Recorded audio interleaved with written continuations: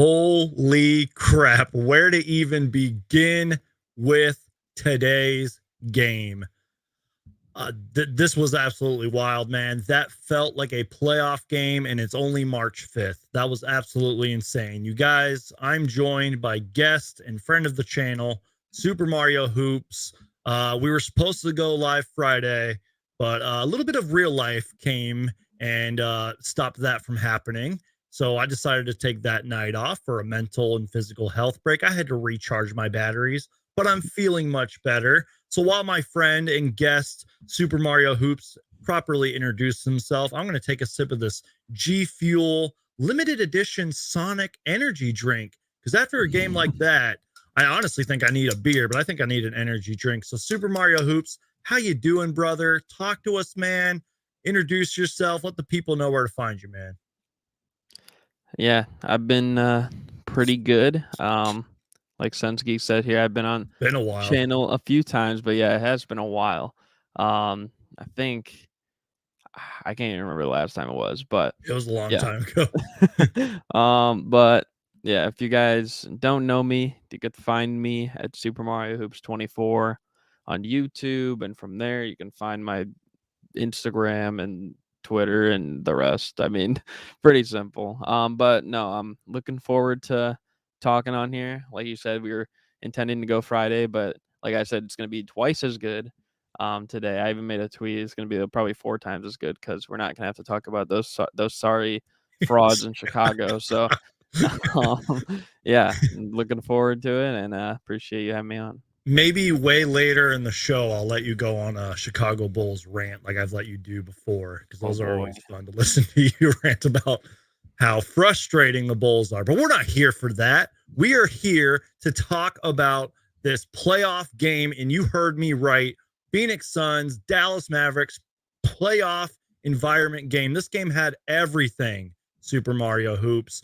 4 superstars. You know what? Wait, I take that back. 5 superstars. Ish Wainwright became a superstar today. I'm going to talk about him later. This had drama. This had controversy. I can't talk. This had high scoring points. This game was absolutely incredible. So, Super Mario Hoops, your just initial reaction, and then we'll start going down the board. We'll talk about KD, Booker, Luca, and all them. So, just your initial reactions, man, your takeaways right away. Talk to me, man. So I guess my initial takeaway from today is it didn't even really seem like a good win by the Sun. Like, I mean, of course, like it was a good win, but it felt like an ugly win, if that Yeah. makes Oh, sense. yeah. Yeah. Like there were just so many times, like in the first half, like the Mavericks, like they were lights out and shooting from three, and even until the end of the game, like they still ended up shooting, I think, like 40% by the end of it. But it's just like I think like one of the big factors that people looked at with the Suns, like when they made the KD trade, is like how is their perimeter defense gonna pick up from that? Because I know Mikal Bridges was a huge part of that, and now you replace him with KD, the offense is gonna be instantly like better, but at the same time the defensive end is pretty important too. And it seemed like with all the 3-point shooting that was going on with Luca, with Kyrie, they can both create. Like it was gonna be hard to do that.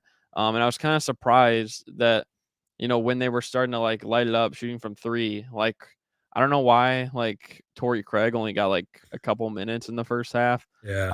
Especially I when noticed like that too. not only like they were shooting good, but also like probably your other guy that's like your starter that was, you know, a defensive minded perimeter player like Josh Okogie, like he was awful today. I know he's had a lot of good games like shooting wise, As but of late. Yeah. Yeah. Yeah. he was really bad today shooting the ball. I think he was like what 0 of 8 from 3 or something. Yeah, it was bad. But I mean like I think DeAndre Ayton to me, like, I mean, he didn't do anything like too crazy. I know he was going crazy like rebounding the ball today. I know you said like he might get like 20 or something. Yep. But I thought he was going to at one point and then kind of vanished from the game. I think like with this team, especially like because you might have lost some like perimeter defense at the deadline to bolster the offense. He's going to be more important as like a rim protector. Like kind of picking up on that end, and that's why I think he's kind of like the X factor moving forward. And again, like we can get into this later, but I think that's like another reason why I'm surprised like Baisley hasn't played more because I feel like Right? as an athletic like four, he can he's long enough, he can defend and stuff like that. I feel like it'd be nice to have him out there, but I don't know. I guess. But it didn't really seem like Aiden was getting like much action from Chris Paul, and I think Chris Paul had like 6 assists in the first half, so you would have thought that, but it just seemed like he wasn't really like creating as much like for his teammates, but more so like just passing the pass. Yeah. Like I noticed that too. he only had like two or three first half shots or something like that. And I've said this to you before, and I think other people have like even mentioned it to you, and I think you've even mentioned it a few times. Like just with him, like starting off games kind of slow or unaggressive, and then like late in games trying to figure it out. Like I feel like teams are going to figure that out as time goes on, and I think that was just like something in the first half that felt like kind of bad. Yeah. Like it just felt like kind of stagnant, and you weren't getting much production from like a true point guard or playmaker out there. But at the same time, it's like, like what does Shaq always say? Like when there's players like DeAndre Ayton in this situation where it almost seems like he's maybe the fourth most important player, like you got to dominate, you got to kind of like get your own in a way. Like you got to create for yourself. So Yeah. he had 16 rebounds today, but he only had 9 points, and part of that's because of the 16 rebounds, 14 of them were defensive. He only had 2 offensive rebounds. So, like, you gotta crash the offensive glass then with all these guys, especially, like, KD and, Booker combining for what did they take, 42 shots today? Yeah, something Um, like that. and the team took 89, so they took, like, half the team's shots basically by themselves. So, I think, like, that's something that he probably needs to look forward to more, moving forward, but I found, like, a few interesting stats. So, like, I think Go with for it, man. Go for it. the first half, the points in the paint, this is, like, something that was really confusing to me, like, um, for the Suns. So, like, they had 30 points in the paint in the first half, and Dallas had 14. But then in the third quarter, Dallas ended up having 16, and Phoenix had 10. Like, I don't know why they're not attacking the basket more in the second half, especially they only had, I think, like 20 or 22 points in the second half, in points in the paint, and especially like allowing 26, like they got outscored by Dallas in the points in the paint in the second half, and I was surprised by that just because like this is a team who like you could expose them like inside. They don't really have like that interior presence. We saw with the Lakers just Yep. like a week or two ago when they came back like down 27, right? But overall, like the thing is, like I feel like this was probably their first true test, the Suns, and of Oh course, yeah. like it's like adjustments. Well, the Bulls weren't a test, and That's obviously, like coming from a Bulls fan, by the way, if you're just joining us. yeah, and obviously the Hornets weren't a test. But I don't know, like there were just times it just felt like too stagnant, and even like the commentators or whatever, whoever the guy is Dave with, Pash and Hubie Brown. yeah, Dave Pash, it was like he, he said something like, "It feels like Durant, like, he's only, like, basically been getting looks, like, that he's had to create for himself." Like, everything felt like a one-on-one that he had to get. Like, I guess there were no real screens being set or no movement or anything like that. So, that's probably something they need to look more toward, and I know, like, part of it was, the can't touch Luca thing, which I'm sure you'll get into, but, like, there was just too much fouling on defense as Yeah. well. Like, and again, like, Monty didn't wanna put Craig in until significantly, like, later in the 3rd quarter or something like that, which I don't know if that's just what he was thinking or I'm really not too sure, but then, like, you know, it's harder because all these people like Durant and Booker or Chris Paul, they were relying for offensive firepower. Like it's going to drain them defensively. And what you're going to see probably more times than not is like getting blown by, and then help comes over on the defensive end. And, then it leaves open shooters and stuff like that.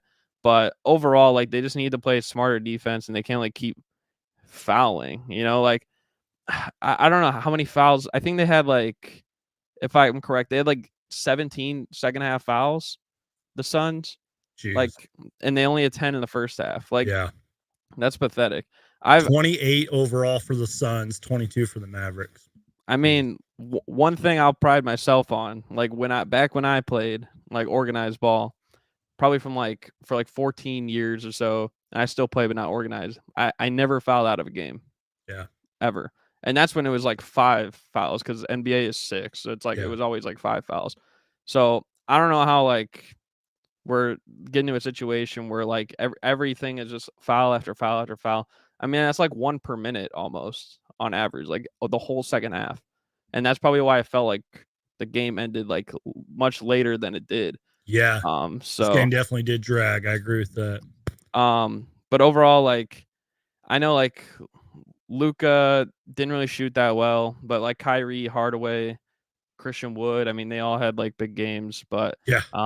you know, I'm sure next time they play, Luka probably won't struggle shooting as much.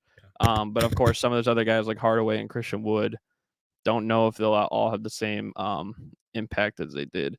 But I mean, Chris Paul again, 1 assist, I think, in the second half. I think he just needs to like him and Aiden need to be like their own kind of set play, if you know what I mean.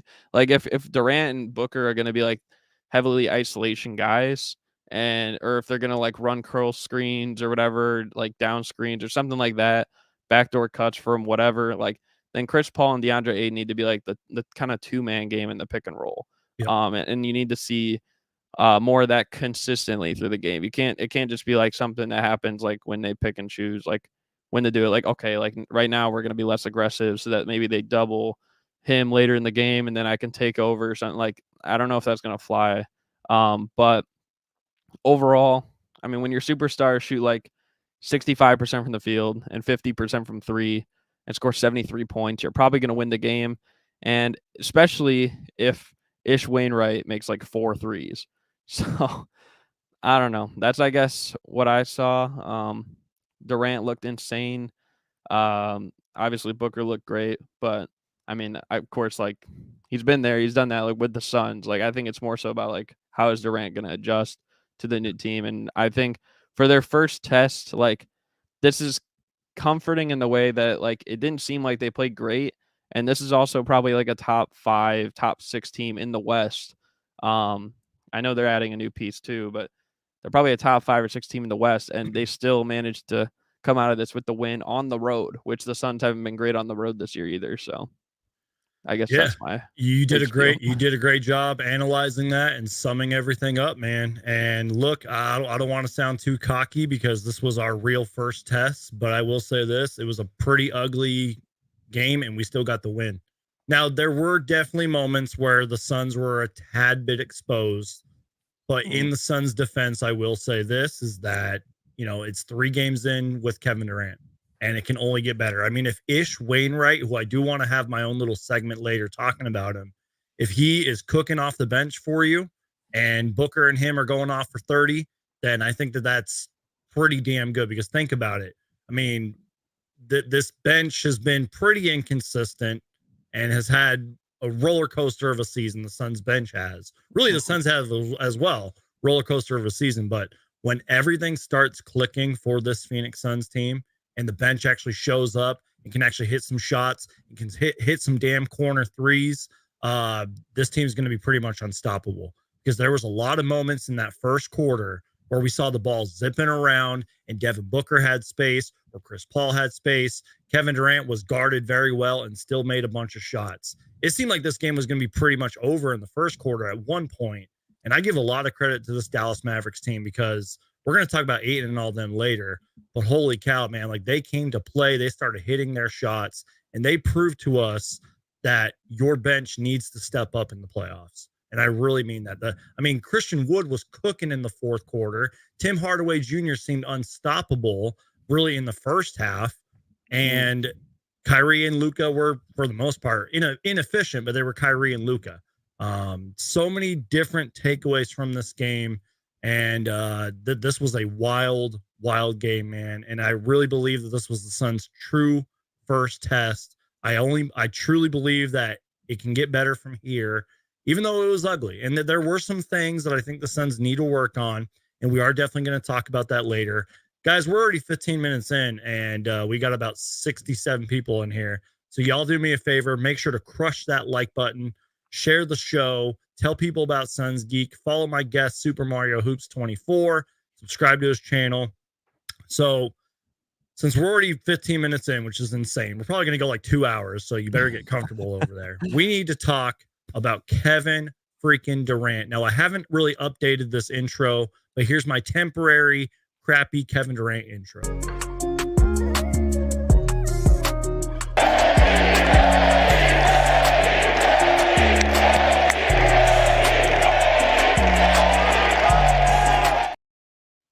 We got to start by talking about Kevin Durant, man. We just have to. 40 minutes tonight, a very efficient 12 for 17 shooting, 10 free throws made. He only missed one, 37 points, 7 rebounds, 3 assists, 1 block, 3 fouls, 2 turnovers. Holy cow, man. It just seemed like Kevin Durant was kind of let loose. You know what I mean? In this game. I mean, he had a pretty flashy dunk, which he hasn't had much of those in his first 2 games, and 37 points. And he still let Devin Booker, Booker finished with 36 points. That's 3 straight games where Booker's had like over 35 points. You know, it didn't matter which defender was on him. Kevin Durant was just cooking. There was and again, we're going to talk about the flaws with the Suns later, but there was, I want to say third quarter ish. I think he went like 14 minutes, or like there was a huge period where he missed like a whole bunch of shots. He didn't score. And I even tweeted it out. I said, Kevin Durant hasn't scored in a while, and it shows. Now, that could possibly be because he was trying to get other teammates involved. Maybe Devin Booker was cooking, or maybe just the defense stepped up, or, you know, the ball just couldn't go in the rim. But Kevin Durant, for the most part, was pretty damn unstoppable tonight, in my personal opinion. And again, even though he went a decent amount of time without scoring, 12 for 17 shooting is insane. And then, you know, in his first couple of games, he's been cooking and shooting very efficiently. So, Super Mario Hoops, was there anything from KD that you saw, or, you know, even if it's a bad thing, like what did you see from KD today? I want to say tonight, but it's like I'm so used to night games that it was a today game. What did you see from KD, man?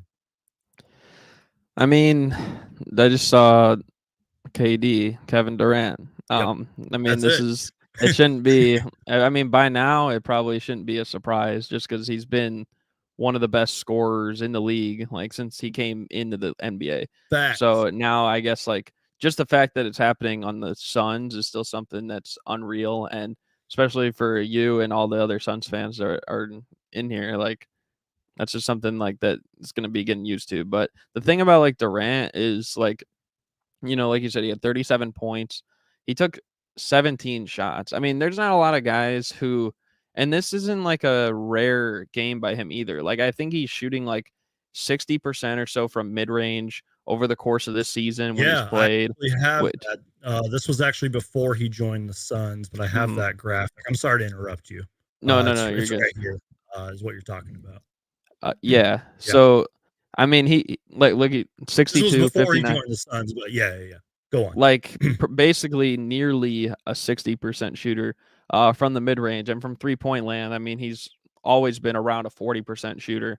As a 7-foot guy, it's just like something that's like unstoppable to guard. He's probably, in terms of scores, at least today, he's like the most unguardable player in the league. So that's why like you see games like this where he's shooting efficiently so often that it's like a 70% shooting performance when he's like 37 points on 17 shots. That almost feels like normal by now. It's like, yeah, it's just Durant, you know, like maybe like if he shot 90%, like I'd be impressed. Like that's like how high the standards are. And you know, also like 3 of 5 from 3, 10 of 11 from the free throw line, which I believe they said like his free throw percentage, I don't know if he qualifies because he's missed games, but it would be like the highest in the league or something like that, or like one of the highest. The point is like it just shouldn't be a surprise to this point. And I mean the thing too is that like he's unselfish, or yeah, like he's not even selfish to the point where like he lets other guys create as well. And I think he like picks and chooses at the right time. Like if he knows like they need something going, like then he's going to take over. But like he let, I think Booker, like in the middle of the third quarter, they said something like Booker has 14 of the last 16 Yep. I heard points that. at one Yeah, point. yeah. Mhm. So like, I mean, he's like, all right, like you can go like get yours right now, and then eventually like I'm gonna get mine. And of course, Yep. like at the end of the game, like he hit what really was kind of like the game winner, right? Yep. So Real I quick mean, here from yeah. Sawbucks. I'm sorry to cut you off, but he said, "Is it true that KD was? I don't know if he meant to say was or wasn't passing the ball, or yeah, I guess it was. Is it true that KD was passing the ball since he didn't feel comfortable scoring?" Real quick, I'm sure the media is going to ask Kevin Durant that. We'll probably find out in like 10 minutes or whatever. But let me just say this: something that's kind of going overlooked with KD on the Suns, and Kevin Durant has said this. He's like, he pretty much just said, I'm paraphrasing here, but he's like, I want to be the best teammate I can. I want to, prove myself to my teammates. He said that on multiple occasions. So maybe that's why. Maybe that's why he went that 14 minutes or whatever it was without scoring. And then Booker, as you mentioned, had like 14 out of 16 and all that. So I just wanted to make that comment. That's a good question here, Starbucks. Starbucks. Starbucks. Uh, is it Starbucks is watching. Wow. we're sponsored by Starbucks. Actually, no, we need to be sponsored by G Fuel because this energy drink is absolutely delicious. But you and get my point there, and Super Mario. Like, and sponsored by Sega. say, but, I just feel like Kevin Durant has had a really humble approach. I guess that's where I'm going with all this. Is ever since he landed in Phoenix, all the comments, all the press conferences, all the interviews, and all that, he's just had a really humble approach. He's like, I want to get better every day. I want to prove myself to my teammates, and if that means letting Devin Booker cook, then I think he's fine with that. Now, there's sort of a side of me that wanted to see KD keep taking over. Like I mentioned, I tweeted out, I was like, hey, Kevin Durant hasn't scored in a while, and it shows. So I don't know if you have any thoughts on that. You sort of referenced it too, but I don't know. That's my rant. Yeah.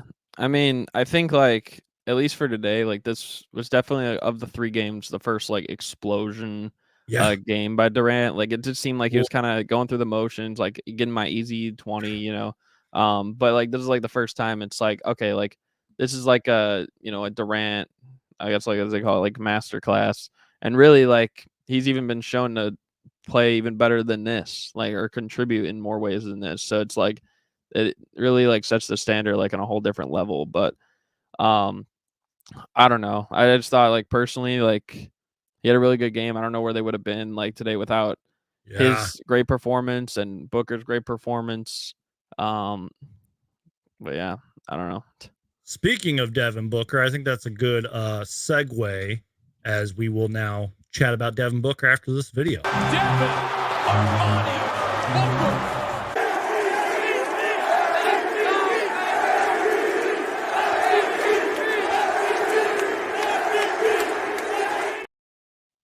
Devin Booker, 36 points in 40 minutes on a very efficient 15 for 25. Also finished with 10 assists, 5 boards. The 10 assists honestly flew over my head, to be honest with you. I'm pretty sure a lot of those came from KD, if you know what I mean. But man, Devin Booker was incredible today. Took over, as you mentioned. He had like 14 out of 16 or something like that at one point in this game. Just pretty much unstoppable. There was that one possession, I think, at half or before halftime, where Booker had the ball. KD was on the other side of the court. I think they cleared everybody out. I think Booker drove in and dished it to KD, and he hit a three and all that. Was getting to the free throw line a little bit, super aggressive in the mid range. I was a little scared though because he had some tape under his knee, but then after I recognized that, he got like an and one. He was incredible. You can just tell that he is thrilled that a player like Kevin Durant is now his teammate. And he even talked about that. I think after the Hornets game, even though they had just played, Devin Booker was like, it still doesn't feel real. He pretty much said that. I'm paraphrasing, but he pretty much said that. And it's incredible, man. Devin Booker has been thriving. I think this is now 3 games in a row where he's got over 30 points, like I mentioned earlier. He was incredible, man. Any thoughts from Booker? I mean, I thought it was a really good performance. Yeah. I think like at least the first quarter, I actually like kind of thought his. I know he had like I don't know how many points he had in the first quarter, maybe like 10 or something like that. But I thought his shot selection was actually like, kind of bad, and I was like, I don't Thank know. you for bringing that up. I thought he Um, played a little too aggressive at late, mhm, like late in the first quarter. I thought he was just putting yeah. up wild shots. I agree with Mhm. you.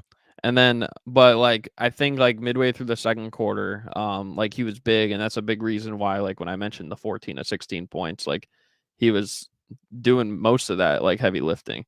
But I mean, overall, like I don't know, I thought he had a great performance. Like you said, the 10 assists like probably went over my head, and only like one turnover. So I mean, that was it. Really didn't feel like that, in a way, but I thought he played pretty good.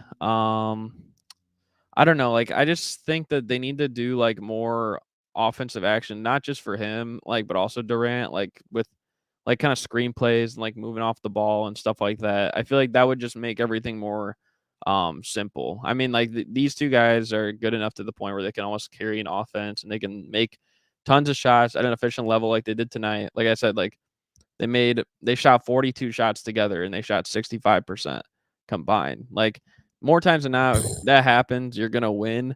Yep. But of course, you can't count on that happening every game. Even like for tonight, like 60% by Booker. He shoots what for the season? Like 47, 48%, like somewhere Something like that. around Yeah, there. that sounds about accurate. And I think Durant shoots about 50, like 55%, something like that. So even they shot above their season average from the field. Um, Combined from 3, like, they shot about 50%. Like, that's probably normally gonna be lower. Like, so they're capable of doing this, but you can't count on it every night. So I think, like, they gotta just create more action for themselves. And like I said, this is, like, the first test, that they actually played. Um and maybe, like, in a way, you could argue that it kinda isn't just because, the Mavericks defense hasn't really been too great since, the Kyrie Irving trade. Um, but I don't know. I think honestly, like, part of it is too, like, situations like today where, you're playing a team that's, hot three-point shooting team because the Mavericks, like, even though they've been losing, like, I saw, like, they've actually been, like, shooting the ball well from 3. Like, I think they before the Kyrie trade, they were shooting 35.5% from 3, which Mm. was, like, 18th in the league. And since then, like, they're shooting 42% from 3, And then which is Luca is and Kyrie first. had that like double 40-point game or whatever Mhm. recently. So yeah, you're Yeah. right. So, like, they need part of that is as well, like, on the defensive end, that I think, like, the Suns need to, like, manage, but I don't know. I think, like, especially, like, if the Suns on a game like this are relying on, like, some other guys, like, I know we're gonna get into Ish Wainwright and Torrey Craig and Josh Okogie, like, Oh if yeah, they we're gonna talk about Josh Kogi in a minute. if they're shooting, like, a combined 17 threes in a game, Yeah. more times than not, you're probably gonna not be successful. And that's why I was really surprised that they managed to pull this game off. I think it just speaks about how talented the team is, that they're capable of out talenting probably 90% of the teams in the NBA. But the 10% of teams that have enough talent that, play the game, the right ways consistently, I mean, they're gonna get you when you play like this. So I mean, I think there's just like there's like room to like grow and like Yeah. in terms of this, but I don't Yeah. know. At least for Devin Booker, like getting his own. I mean, he's shown that he can do it over the last several years now, and I think like tonight was just another example of that. I don't know if he'll get as many. I mean, he took 25 shots and Durant took 17. I think as we get further down the season, Durant will probably be the guy taking the most shots, but Yeah. um, I don't know. I thought he's been playing good the first few games. Hopefully, if he can keep, doing what he does on an isolation level, same thing with Durant, and then maybe they can get more movement in there and more like back cuts and like, screen plays or something like that, like um flare screens, whatever. Like maybe then I think that the Suns are gonna be really tough to beat.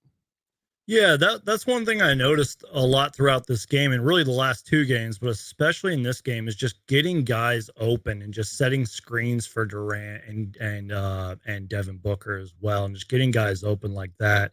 And part of those screens was a little bit from DeAndre, and I think the Suns are going to just keep on working on that, and they're going to need to because you obviously can't really double KD and you can't really double team Booker, so you're going to leave one guy open, which we're going to talk about later, but. I do want to I don't know how much time we're really going to spend on this, but I do want to talk about DeAndre, and I think it's worth at least discussing. We've sort of talked about Ayton a little bit, but we're already past 30 minutes. We haven't even talked about him. So let's talk about DeAndre Ayton. The Phoenix Suns select DeAndre Ayton.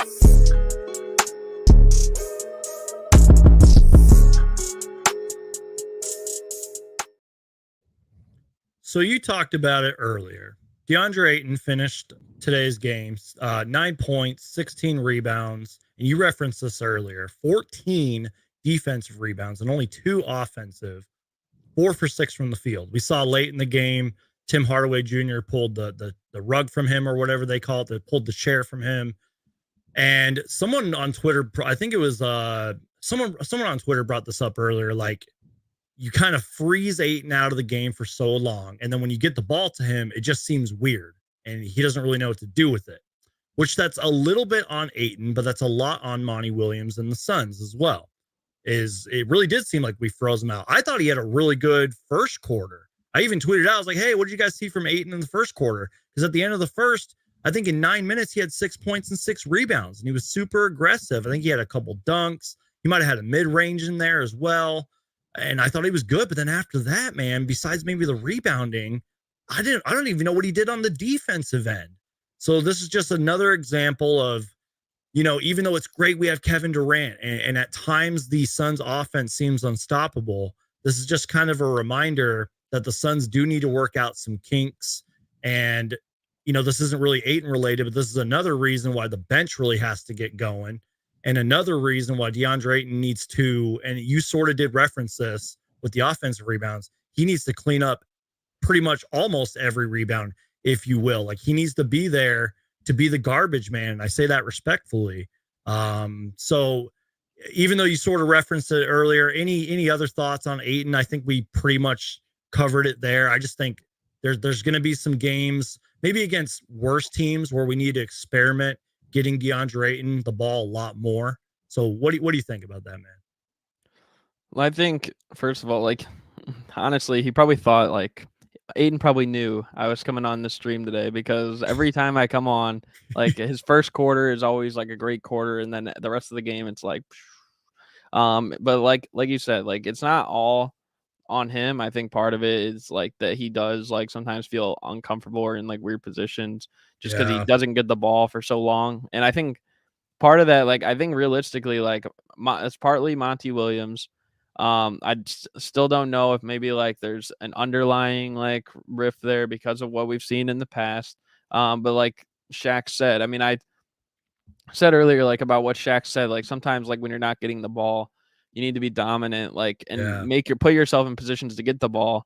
And, only Especially when having you're like, guarded by like Tim Hardaway Jr. or somebody. yeah, The Mavericks don't even have a big man out there. Like JaVale McGee didn't even play or whatever. So yeah, like, you gotta get dominate the offensive glass. Like, he should have had, like, he got about as many rebounds as I would have expected him today, like 16, but probably like 5 of them I thought he was at going to have least should have 20 at been one offensive. point. Yeah, I agree with that. Like, he should have had maybe like 3 more looks, and if he got 5 more offensive rebounds and put them all in, then he has 15 points. He has a 15 and 15 game. We're not and the about defense would have focused in on him, and KD and Booker would have been able just to operate off ball and all that. So, and at the same time, I think, like, it's not just Monty Williams, but I think also, like, this is the perfect scenario that Chris Paul can thrive in right now, because when you have 2 guys, like, already when he had Booker, who was an isolation threat, like, sometimes, like, if teams are going to double Booker or put their best defender on Booker and he's tired or his like legs are heavy, like, then Chris Paul would have to, okay, I need to step up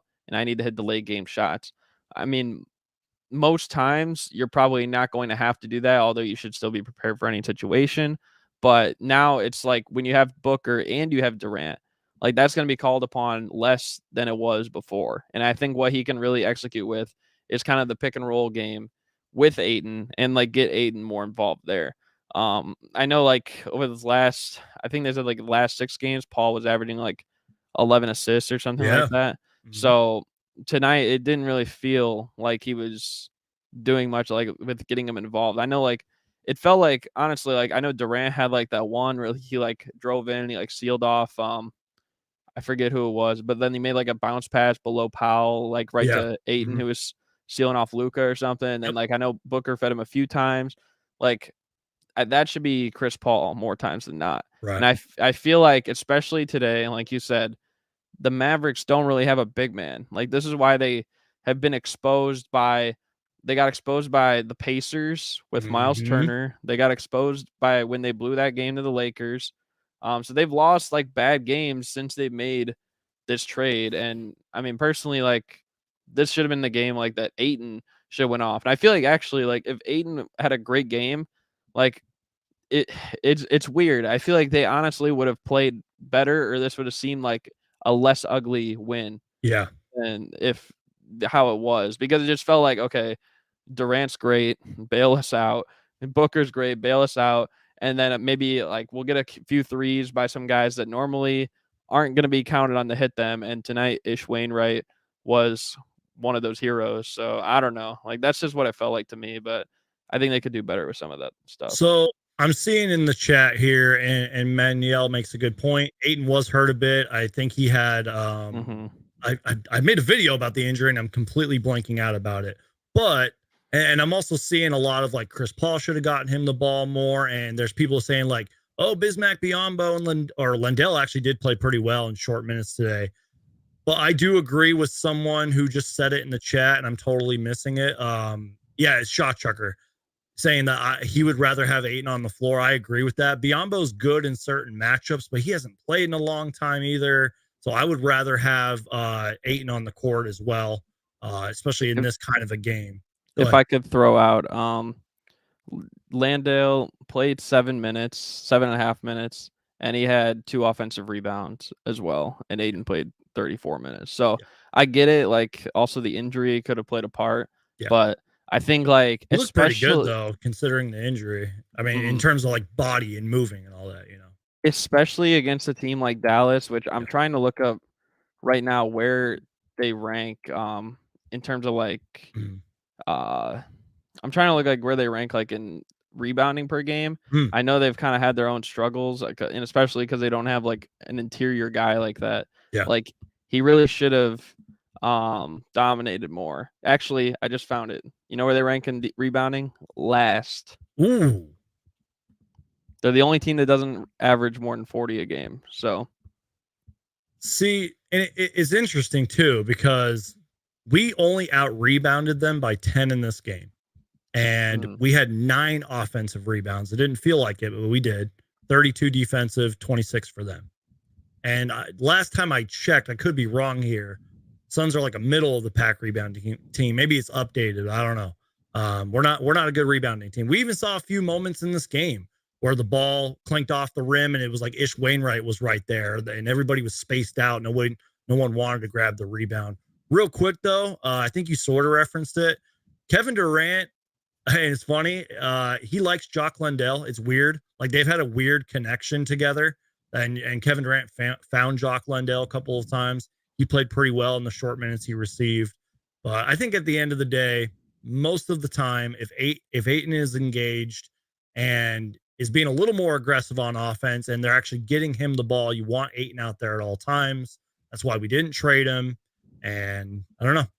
That's just what I wanted to say. So yeah, I just think like this season, so when the Mavericks had Finney Smith and Dinwiddie, those were like the 2 pieces they mainly traded for Kyrie, and those guys combined for about 7.8 rebounds.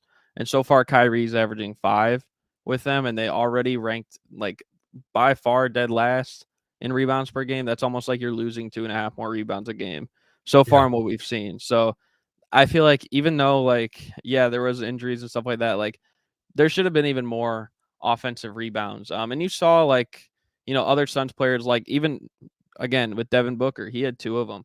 Terrence Ross had 1, Okogie had 1, TJ Warren had 1. So overall they had like 9, but it felt like they could have even had more, you know, especially so they got like, what is it, 51 total rebounds. It almost felt like they could have had like 60 rebounds, and like they could have had maybe like 18 offensive rebounds. And if they did that, I feel like that would have been how we expected that department to go, like that little matchup. And if that's the case, I feel like the Suns would have easily like they would have won this game by at least like a dozen. And we wouldn't be like, I guess, so nitpicky with some of the stuff, but yeah. So you guys, we are already 40 minutes in. Do me a huge favor, you guys, crush the like button. We got over 80 people in here. Share the stream, follow and subscribe to my guest Super Mario Hoops. It's on YouTube, Instagram, Twitter, all that stuff. Go follow him. And we're just going down the list. We're just talking about everybody. We will eventually talk about the Mavericks. I want to spend just a couple of minutes. We don't have to spend too much time on this. Let's talk about Josh Okogie real quick. Obviously, as we all know, 0 for 8 from 3, especially in the corners and all that. He only hit 3 field goals today, 9 points, 2 steals, 1 rebound. I understand, and I even tweeted it out. I wasn't even joking. I even said that I think everybody on the Suns, including KD and Booker, should shoot 100 corner threes next practice. I'm not even joking. The reason I say that is because Josh Okogie missed 8 of them, and our bench. I mean, look at the inefficiency from our bench. Besides Ish Wainwright, who we're going to talk about later, it was only Damian Lee who hit 1 3. So that's got to be improved on. But Josh Okogie, man, holy cow! I don't think I've ever seen anybody steal the ball from Kyrie Irving. I'm not even joking. He had one of them was incredible. Kyrie took the ball off the court. And I mean, Josh Okogie was guarding him 94 feet pretty much. And I don't know if he just missed. I mean, this is one of the best ball handlers of all time, as you know. I don't know if it just slipped off his hand, but Josh Okogie just popped that out and he got a little too aggressive and he tried to throw the highlight dunk down. He missed. But then that same possession, he caught the ball and I think he got to the free throw line. And then he had like another big possession that I'm completely forgetting about. He had a couple key steals that were just huge, but that one on Kyrie really stuck out to me. He also had that little, I forgot if it was Booker or KD, but somebody shot the mid-range and it clinked off the rim. And I swear he just came out of nowhere and just came back and flushed it down. And that's why Okogie is really important to this team. And even before this game, man, his numbers have been off the charts. His shooting splits have been really good as well. And we all know what he does on defense. We all know the hustle and the effort right there. Tonight just wasn't his night from 3. I mean, what did the Suns even finish with from 3 tonight? 12 for 34, 35%. I can't keep. All right, I'm going to keep going back to this. Eventually, there's going to be a night where just the ball doesn't miss. You know what I mean? Like, heck, even your boy Landry Shamet, whenever he gets healthy, will hit a 3 out there. And it's going to be exciting, man. The Suns are going to be unstoppable when that finally happens. But I will say this again, the Suns got to work on their corner threes. And on the defensive end, the Suns got to learn to close out on threes and guard the 3 better. We saw how bad Terrence Ross out there was tonight, especially on the defensive end. And that was why at one point Tim Hardaway Jr. was going off. The Mavericks were cooking. So just any quick thoughts on Josh Okogie, because I really want to talk about Ish Wainwright here in a minute. Not too much. I mean, like, yeah, the 0 for 8 from 3 is awful, and very noticeable. Like the one thing, like he was wide open for so many of those too, man. He was for some of them. I would say most of them he was. Yeah. But the thing is, like, it was just like a one pass shot, like every time. Yeah. And Josh Okogie, like, with all due respect, I know career high 35% from 3 this year, but he's a career 29% 3-point shooter. Yeah. He's never been that. Like, I would rather he shoot like the shots that Ish Wainwright took. I think he might have only taken like maybe one tough shot. And I know we'll get into that in a sec. But like those are the shots that probably Josh Okogie should have taken. But like something where you're like wide open, because it's like, dude, if they're gonna leave you wide open, you are an NBA player. Like you should definitely be able to hit a wide open shot. Unless you're Ben Simmons. No, I don't know. I think like he made a lot of hustle plays. I know he had like a key putback dunk or something like late in the game. So he's always gonna give you energy. It's just sometimes like, you know, managing like the offensive side. You know what I mean? Like he's one of those players that I'm not comparing him to him, but like you think of like a Tony Allen, like I guess like when you watch him, because like he's gonna give you energy, he's gonna show it on the defensive end, but on the offensive end, like it would be a bonus if he played well or if he shot the ball well too.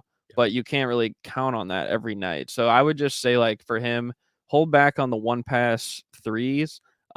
You know, I know he had, like you said, most of them were pretty open shots. They were fair game, I would say, but you know, he did have a couple that were kind of contested. Like shy away from those. That's true. Like Yeah. he probably could have taken maybe like 2 threes tonight or 3 threes tonight. I would say that would normal, and that's still like 0 for 2, 0 for 3. That's still bad, but I mean, it's like, hey, like if he makes one of those, he's above his average. So it's like you can't really hold it too much against him then.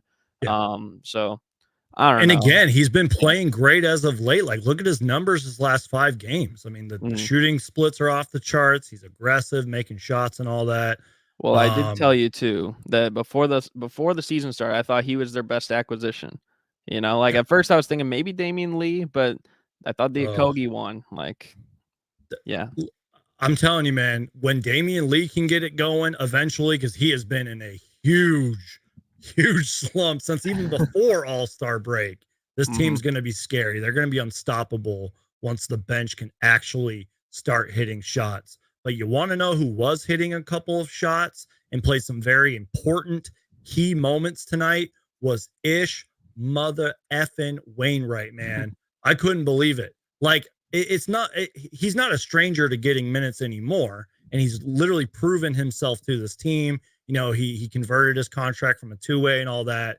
He's with the team. He's going to play in the playoffs and all that. But really where it started for me, what stood out to me from Ish Wainwright was 2 key defensive possessions on Kyrie freaking Irving. One of them was he pretty much just stayed on his feet with Kyrie. Kyrie was running the fast break. Ish Wainwright slowed him down. And then the contest, like, I'm not even joking. His hand was in his face and at one point past his shoulder. Kyrie missed the shot. And I think like later down the game, it was like the same great defensive possession. And I think he even like stripped the ball at one point and then ran the fast break and had a ugly layup, but still, it was just those key defensive moments that eventually led to offensive moments. Now, I am going to talk about the negative part here in a minute, but he hit those clutch 4 threes late in this game. And one of them even clanked, you know, on the rim and bounced in, got the lucky bounce and all that. But holy cow, man, I don't know if the Suns win this game without those threes. I'm not even trying to sound over dramatic. I'm serious. Like, I don't know if we win the game without those clutch threes. And I even tweeted it out. And no disrespect to Ish Wainwright here, but I tweeted it out respectfully. I said, Ish Wainwright is playing huge fourth quarter minutes with 3 future Hall of Famers and DeAndre Ayton. That is insane, man. I mean, I don't know if you have watched my videos on him or if you even know much about Ish Wainwright. Dude, the guy was playing college football like not too long ago. He was in summer league and overseas, and now he's a player for the Phoenix Suns and has proven that hard work pays off, man. I mean, he's a workhorse in practice. The dude is literally like a football player playing in the NBA. Someone on the broadcast, I think it was recently, said like when you get hit by Ish Wainwright, like you feel it. You know what I mean? Yeah. Now here's the thing though, on the negative side of this, as much as I love Ish Wainwright, they were leaving him wide open for a reason. And that showed. Like, I think after that 4-3, they just kept leaving him open, and they're playing good defense on KD and Booker and Ayton and all that, which is probably another reason why maybe DeAndre Ayton needs to get it going. But I don't know, man. I just wanted to give him his flowers. He was absolutely incredible, and I will never forget that defensive possession on Kyrie. I mean, he was on him. He stopped the fast break, contested a shot. I mean, and he's done that before on good players. He's quietly sort of a good defender. And I think it's that football and that athleticism and that strength that Ish Wainwright has. So any takeaways from did you even see Ish Wainwright out there? What do you think, man? No, I definitely saw him out there. It's hard to miss 6'6", 250. I forgot he played a temporary. He played a little bit with the Buffalo Bills. I forgot about that. But Yeah. I'm sorry. Go ahead.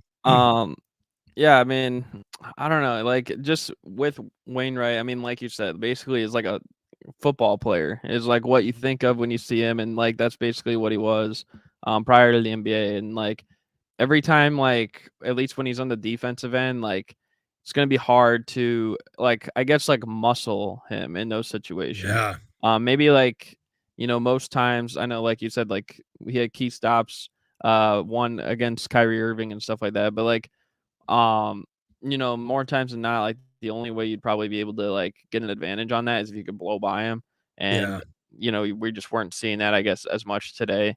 But yeah, I mean, he's definitely a guy who's, I mean, worked his way kind of from the bottom, like basically out of nowhere, and then like kind of last year, like felt like started to like make his groove on the team a little bit, and then now like he just like we saw like he got like the last like roster spot, like a secured roster spot, so which was kind of upsetting like for me just because like I love D Rose, so I'm like man like but I did want to maybe talk to you about that later. Maybe we can have a segment on that because when is that deadline, by the way? I thought it was March 1st, but is it April 1st?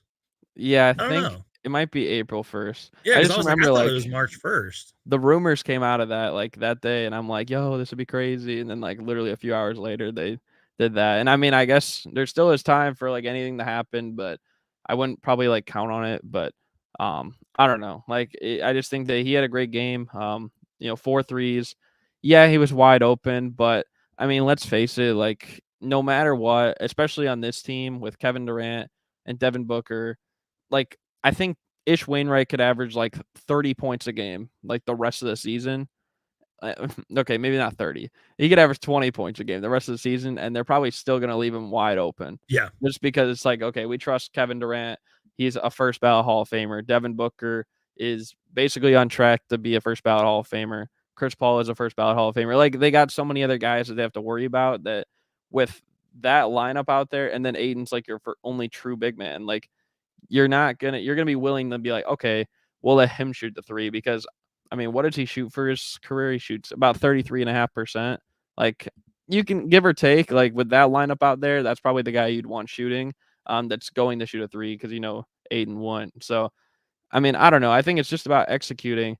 There's always these players like this is kind of like that's why they say it's like a make or miss league. Like you need guys like that who can come up big and hit big 3-pointers. And I mean, in all credit to, Josh Okogie, I know like he went 0 of 8 tonight, but he's had games where he was that guy. And like absolutely. there's been games where Damian Lee is that guy.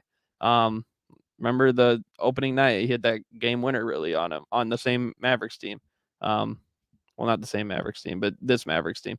So I don't know. Like I think he played good enough. Like that it definitely was what helped him win the game. You can't count on him to make 4 threes every night, but if there's like just somebody like one of these weird players, I mean, you would think maybe normally this would be probably Terrence Ross's role. He didn't really do anything good today. At the start of the season. Damian Lee, he used to be our fourth quarter guy. Mm-hmm. That's why I was harping on him earlier because he's gone cold since before the All-Star break. I think Terrence Ross could also be this guy too, and I was kind of surprised he didn't really do anything today. Yeah, he struggled, man, especially defensively. Couldn't close out on a three. It was bad, man. Couldn't even hit a shot. I think of him and Warren as like come playoff time. Those are like the two primary scorers probably off the bench, and they combine for 0. So having a guy like that could step up, I mean, it was really big. I mean, their bench points.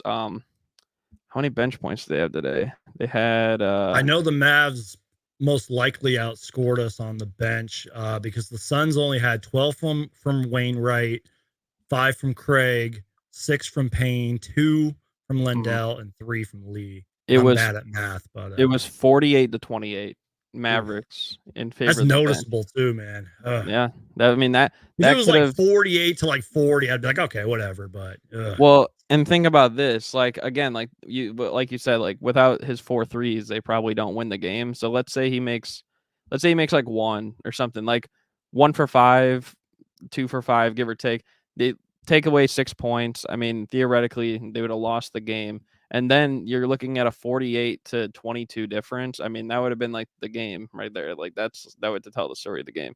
So, I mean, it's huge that he stepped up because otherwise, I don't know who else was going to today. Yeah, but that's what I'm saying, man. Normally you'd think Terrence Ross or Warren, maybe Lee, maybe Landry Shamet, I guess. Your boy Landry Shamet. But I don't know. Like he was basically he carried the bench, and without him, they don't win today. Yeah. I'm sorry, I'm playing around on StreamYard right here, but whoever is running the Suns social media team is a savage. I mean, you see the picture, you see the caption mood. Also, I just wanted to address a quick little super chat here from my guy Iverson Vlogs, Kevin Wayne Durant, Easy Money Sniper with the $1.99 super chat. You didn't have to do that, Iverson, but thank you so much. Super Mario Hoops. Those are my Go ahead. last three. Like I put a few like notes of what I was going to talk about, like to Yeah. organize myself. And those are the last 3 words I put on my thing. Kevin Wayne Exactly. Durant. Yeah, like, and you said it earlier, like, there's no surprise with Kevin Durant, man, but that's like the best compliment. Like, this is just what he does. But like I said, $1.99 super chat from my guy Iverson Vlogs. We were talking a little bit earlier. I've been having guests on just to call in, if you will. And guys, if you want to do that, we're almost an hour in. I will be sending the invite link soon. But do me a favor, you guys, crush that like button. You totally don't have to, but if you want, you can donate with Super Chat. But honestly, you guys, the best way to support me is just to keep watching and keep watching my guest, Super Mario Hoops YouTube channel as well. He does great work over there. And we're going to keep going here because we haven't even really talked about the Mavericks here and how, well, for the most part, a little inefficient, how good Luka and Kyrie were. So we're going to be doing that. Once again, you guys, we're almost an hour in. Crush that like button. Suns Geek and Super Mario Hoops, after sort of a long time, are back at it again. And hopefully we can do more shows in the future, man, because you and I always do a great job doing these shows. But we're going to move on here, man. Let's talk a little bit about the Mavericks here.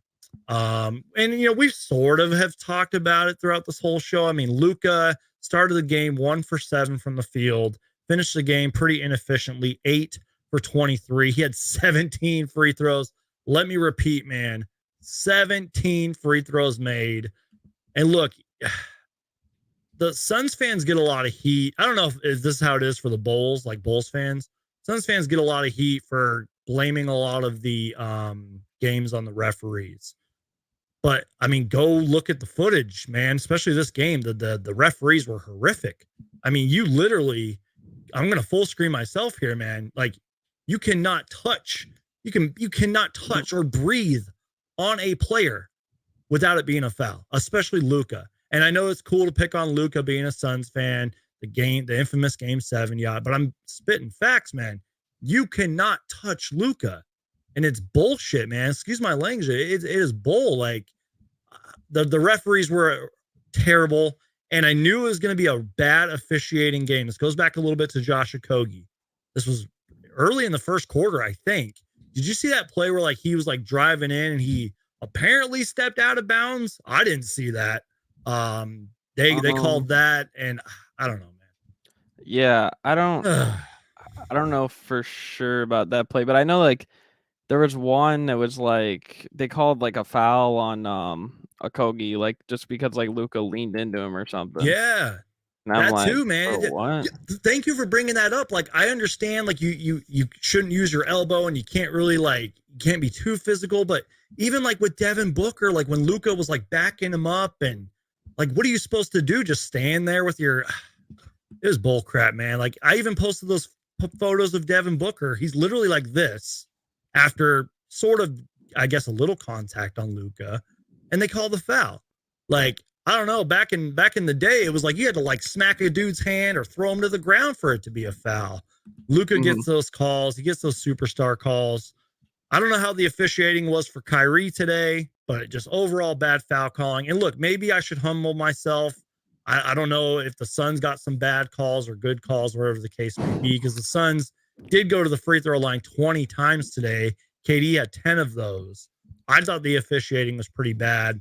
I just sent you something on Twitter, like a picture of my notes, and look at like the first thing I put for the second half. Let's do it. I like how you like legit took full notes. I just wrote down like little reference points. So this is Super Mario Hoops. Literally the first thing that I put on there. That's what I saw.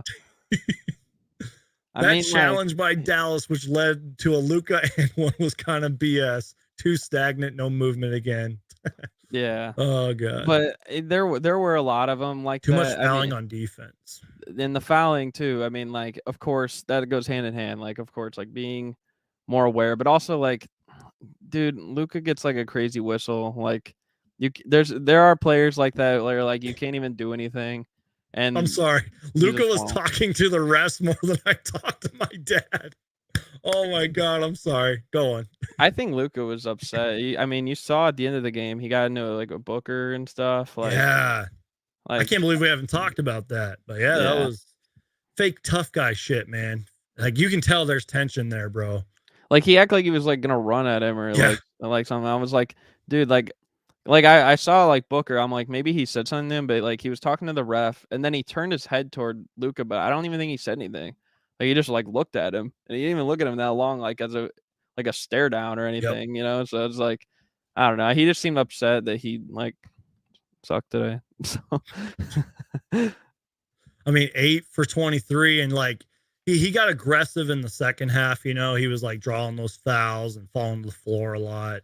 And he was yeah, Luca, you know, but very inefficient to start. I don't know if that was because Josh Okogie was locking him up, or maybe the ball just wasn't going in the rim. Kyrie, though, man, I mean, even though I talked about those great defensive possessions by Ish Wainwright of all people, 10 for 19 from the field, hit 3 threes, 7 free throws, 30 points, 7 assists.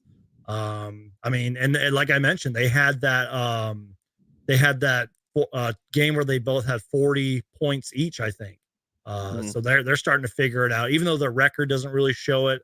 I mean, they're what, like 1-5 now, or 1-6, 2-6? I I think don't they're know. 2 and Something like 5. that. Yeah, 2-5. Yeah. Mm. It's going to take a while. I mean, you know, just like we're seeing with KD and the Suns, like it's going to take a while to get 100%, but that's why there's a lot of games before the playoffs and all that. And you know, we got to give credit where credit's due, man. I mean, Tim Hardaway Jr. was cooking us, especially in that first half. He had 6 threes, sort of cooled down after that. He finished the game with 21 points. Christian Wood, for a decent stretch in the probably fourth quarter, started cooking. He finished with 17 points. Someone says we have a celebrity in here, but I don't know. I'm trying to get caught up in the chat, but I don't know who it is. So let me know who that It's you. person is. It's me. But yeah, also Oh, I thought someone said Kyrie. I'm like, Kyrie's watching. Shout out to Lindsay for the generous $2 super chat. Booker and Luca going to be on World Star. I don't know what that means, but yeah, actually, I don't even know what I'm talking about, man. It's an hour. Everyone crush that like button. We're probably going to go for 2 hours. Any thoughts on the Mavericks, man? And then we can move on here.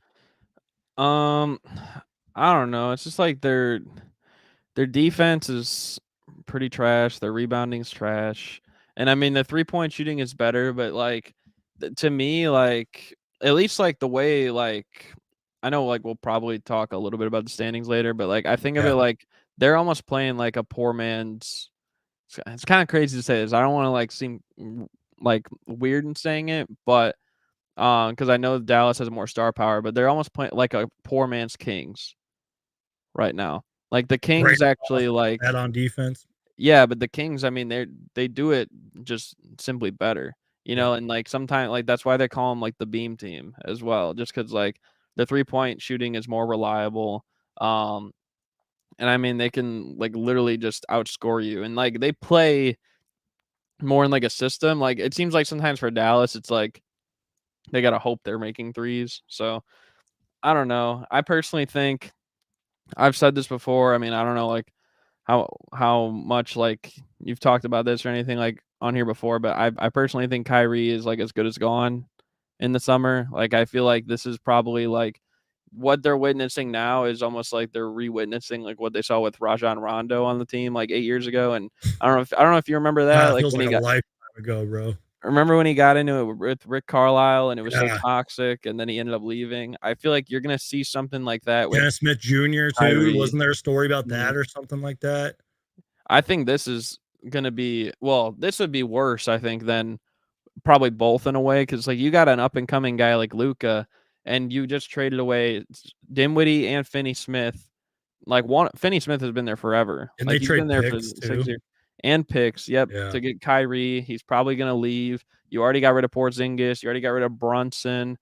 Like what we don't even know what's gonna happen next. And I feel like maybe the next move is Luca. Like maybe he says I want out or something. So I don't know. Like they need to do something in the playoffs, but it's gonna be hard to replicate it because last year they made the conference finals. Like I see them as personally a first round exit, and I don't know unless they get like a really favorable matchup. Like I just don't see them doing much this year, really. Yeah, we're gonna have to see, man. I mean, they really got to get it together. I see them as a first round exit as well. Even if their bench goes off like they did today, like I don't know, man. I just don't see it. I mean, and as great as Luca is, I mean, he's already got a Hall of Fame-ish resume, and he's only been in the league, like 5 years now or whatever it is. He's an incredible player. He's unstoppable. And yes, he's cool with the referees. He probably pays them off, but they don't want to play the Suns, probably not the Warriors or the Clippers in the first round. Yeah. If they get somewhere like they could play Memphis or Sacramento or something like that, maybe they could win a round, but I probably don't even know if I'd favor them. Defense still wins championships, as Mikey says. Exactly. I agree with that. Even though I was going to talk to you about this, and you've heard me say this on the stream before, I've had to learn to accept the fact, because you and I are both NBA history guys. I've had to learn to accept the fact that great offense trounces great defense in today's league. We saw that today. We've seen it in recent games. Like, remember the second highest scoring game in NBA history recently? Kings Clippers. It was like that. Like, just when shots are going in, it's over, man. So I don't know. Yeah. Luca is Luca, but I don't think he'll ever have enough help in Dallas, says my guy Logan. Exactly. So we have done a pretty damn good job of pretty much breaking down this entire game. So what we're going to do now, you guys, is if you guys want to ask us some questions, if you guys want to hop on for a couple of minutes, give your takeaways, give your thoughts, go ahead. I'm putting the link in the chat. You guys can join us. But Super Mario, if there's anything else you want to talk about, whether it's Suns related, NBA related, we can also go over the Suns schedule. I meant to have the screenshot uploaded earlier, but we can definitely talk about that. If you want to go on your Bulls rant later, you can. The floor is yours, man, but we're going to try to get some people in here if they want to join. So I guess what we could do is, while we're waiting for some people, is we can and again, you guys, if you've got any questions or anything, go ahead and ask us. It can be NBA related, Suns related. Let us know. Now, I screenshotted this, I think, during the Bulls game, so the schedule's slightly out of date. But here is the Phoenix Suns schedule, and so we have a couple days off, which is really good. And I made a whole video about this in a way. I said, even though there's a lot of games in March, the Suns have a lot of days off in March. And I think that that's really important, because even though there's not much practice during the regular season, there's like shoot arounds, there's time to watch film and all that. And I mean, look at the days off. I mean, we got 2 days off after this. And then, Wednesday to Saturday, the Thunder, the Kings, the Warriors. What scares me though, March 13th and 14th against the Warriors and the Bucks, and then a young, scrappy Magic team, all within like a week. So any takeaways from the Suns schedule, man? I just wanted to kind of have a short little segment on this. I don't think so. Like, I'm trying to look at what games they would lose. I mean, we play some good teams. That back-to-back against Warriors Bucks. Yeah, that scares me, man. That stood out to me fast. I was like, oh crap. I think you guys will beat the Bucks just because you guys recently lost to them. But I feel like the Warriors at home might be tough. Kings are going to be tough because we were just talking about them. Yeah. OKC plays really hard. Play 2 games Sacramento against again. Denver. I bet one of those is probably a loss. We play the 76ers, who are pretty good. Overall, I say you guys might only lose how many games you guys have left? Like 17 or something like that.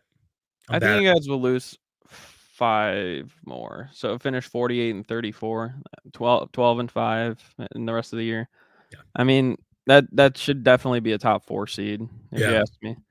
Everyone, it's so weird this year because literally everyone, but other than Nuggets, all these other teams putting up fringe 50-win teams are lower, right, or 50-win pace or something. So we got a few people waiting in the chat. I know we had some connection issues last time, but Mikey, are you connected? Can you hear us, sir?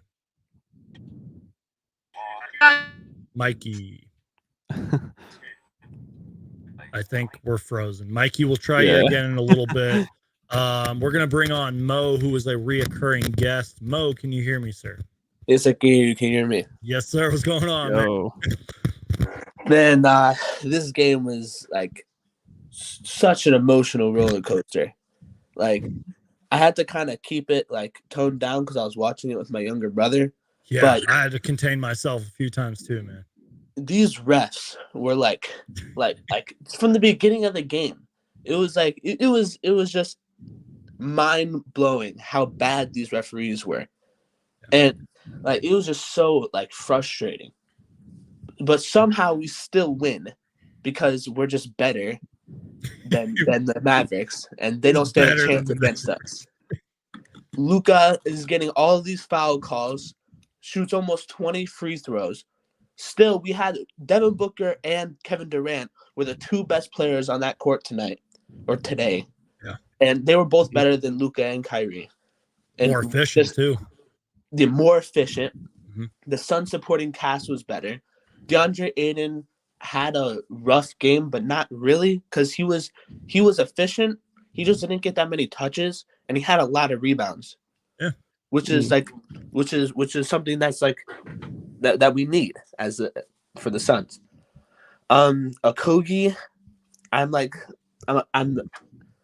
upset that he like didn't do as well, but because he shot so bad in the beginning of the game, Ish Wainwright was in towards the end, which helped us win, which also is good for Monty Williams for finally making an adjustment and taking out Okogie and bringing in Ish. That was smart. I mean, it was good for us. But all in all, it's a good win. I feel great. I hate the Mavericks so much. Like, I just have a burning like hatred for Luka and the Mavericks. Like, they make me so angry. Mo, you're a great reoccurring guest, man. You're always bringing it. I appreciate you being here, man. Feel free to join in anytime, brother. Thanks for being here, man. Thanks for being here, man. All right, thanks. Question here, real quick, and we sort of referenced this earlier. This comes from my guy, Mark Cooper. Are you worried about the bench not having consistent ball handling? Payne, both Lees, and Ross are bad dribblers. Would you like Derrick Rose? So, great question, Mark. This is the perfect guest to talk about this. Yeah, it is. This is Derrick Rose's biggest fan. And I'm not even joking. So, and look, Logan mentioned it in the chat earlier. I think it's April 1st when, guys can stop being signed or whatever the case is. So talk about it, man. Talk to us. Do you think that Derrick Rose make a good addition? I mean, we saw recently how Tom Thibodeau finally played him and he got that standing ovation and all that, but I don't really know if he's done much this season. Yeah. Talk to us, man.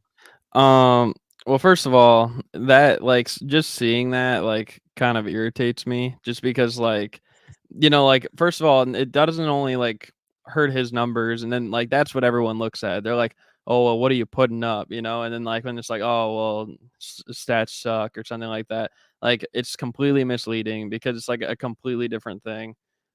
He's just not getting the opportunity because they want to go a different direction. And he is helping them, like guys like Brunson, guys like Quentin Grimes. They've already said that they don't know where they'd be this year if it wasn't for his like leadership presence. He's essentially like the right wing man to Tom Thibodeau. So, but I know he can still play at the highest level because he literally got into his best shape that he's been in like 10 years this offseason. And then he had like a little hiccup injury like early in the year. And I think after that point, like it was like they haven't really played him since because it's like they want to go a different rotation route. But I'm looking at the Suns and like they don't have a true point guard off the bench. You know what I mean? And even today, like it didn't feel like, at least today, like they didn't have a true point guard. And we know the injury history of Chris Paul. It seems like every other playoffs he's been injured, right? And I guess you could say the same thing about Derrick Rose. But if you have both of them, the odds of them both getting hurt are pretty low, I would say. And the thing about Rose is he always elevates in the playoffs. Go back all throughout his career. His points per game goes up by 5 in the playoffs. His assists go up by 2. His rebounds go up by like 1.5. His steals per game go up. His blocks per game goes up. He shoots better from the field or from 3, from free throw line. Almost everything goes up in the playoffs. I mean, we saw him hit a game winner against Cleveland in 2015. We saw his great performance, his MVP year, all the way throughout. We saw him in the 2021 playoffs with the Knicks. He was literally their best player.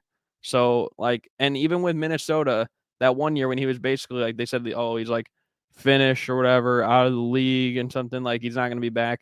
You can go back and check that series. You could argue he was their best player. He was definitely their most impressive player in that series. So a guy like Rose is a guy who has playoff experience. And the one thing he's probably hungry for most is a championship at this point, too. There's a lot of other guys on the Suns team, like Chris Paul is hungry for a championship. Kevin Durant is hungry for a championship aside from the Warriors, right? Devin Booker doesn't have a championship. There's so many guys in this team that could use one, and I think they need a true playmaker come playoff time and stuff like that. But I don't know, man. I don't think, like, it doesn't seem like likely it's going to happen at this point, but no matter what, I'm going to defend D Rose just because. And I mean, like, I literally, like, just last week, I was on Clutch Talks channel, like, for YouTube, and I did a D Rose versus Russell Westbrook debate with him. So I'll defend that guy till the end. And I know he can still contribute at a high level. I feel like a team like the Suns, it would be great. Like, they need a true point guard on the bench. I've said to you, Cameron Payne is nice, but he's not a true point guard. So yeah.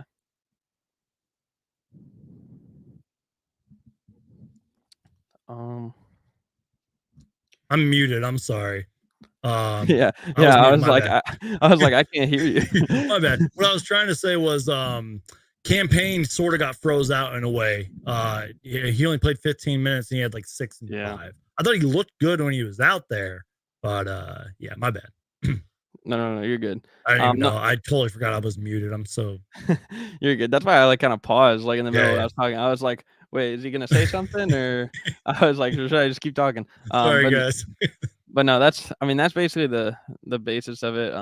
Again, I'd have to check, like, because I don't really like follow the playoff deadline signing thing, because that's like kind of like something that's like an extracurricular of the trade deadline and stuff like that. And Everyone's All-Star saying you're Weekend. muted, Suns Geek. Sorry, guys. But I don't know. I think he could definitely help their team. And I bet guys like Chris Paul and Kevin Durant, I mean, they kind of came into the league with Rose around the same time as Rose. They've worked out with him several times. I think that it would be great, to have him with other guys that were great at the time that, like, he was top of his game. So Logan says, sorry to be a party pooper, but we can't add Rose since the Knicks didn't waive him before March 1st. So March 1st was the deadline then. That's why. Okay. See, that's where I was getting mixed up. I was like, wait, do guys have to be signed by March 1st or do they have to be waived by March 1st? That sounds accurate. I believe that's true. I even said, like, it didn't seem likely after the Ish Wainwright news, but this could also be something like maybe next year or something like as well. Yeah. Mm-hmm. Like, he's going to be this summer, like, he's a team option for $15 million. Doubt the Knicks are going to take that. Maybe they try to, like, regroup for like a minimum deal or something, but I can guarantee you there's going to be some teams that are giving him more than a minimum contract, like the Suns maybe, or the Bucks or something, to be like the 6-man coordinator off the bench. So yeah. All right. Well, we're going to move on because we do got some people waiting in the wings. We're going to try Mikey one more time. So Mikey, I'm just giving you a 2-second warning that you are about to get on. Mikey, are you here? Man coordinator up. So I'm hearing an echo. Mikey, you here?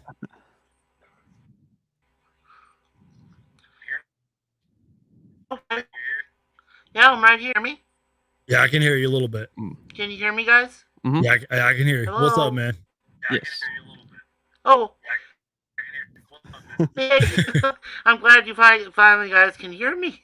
Yeah, man. What are you thinking, man? Talk to us. For it. I'll tell you.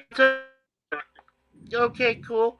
No, I just want to take a quick Suns 1931.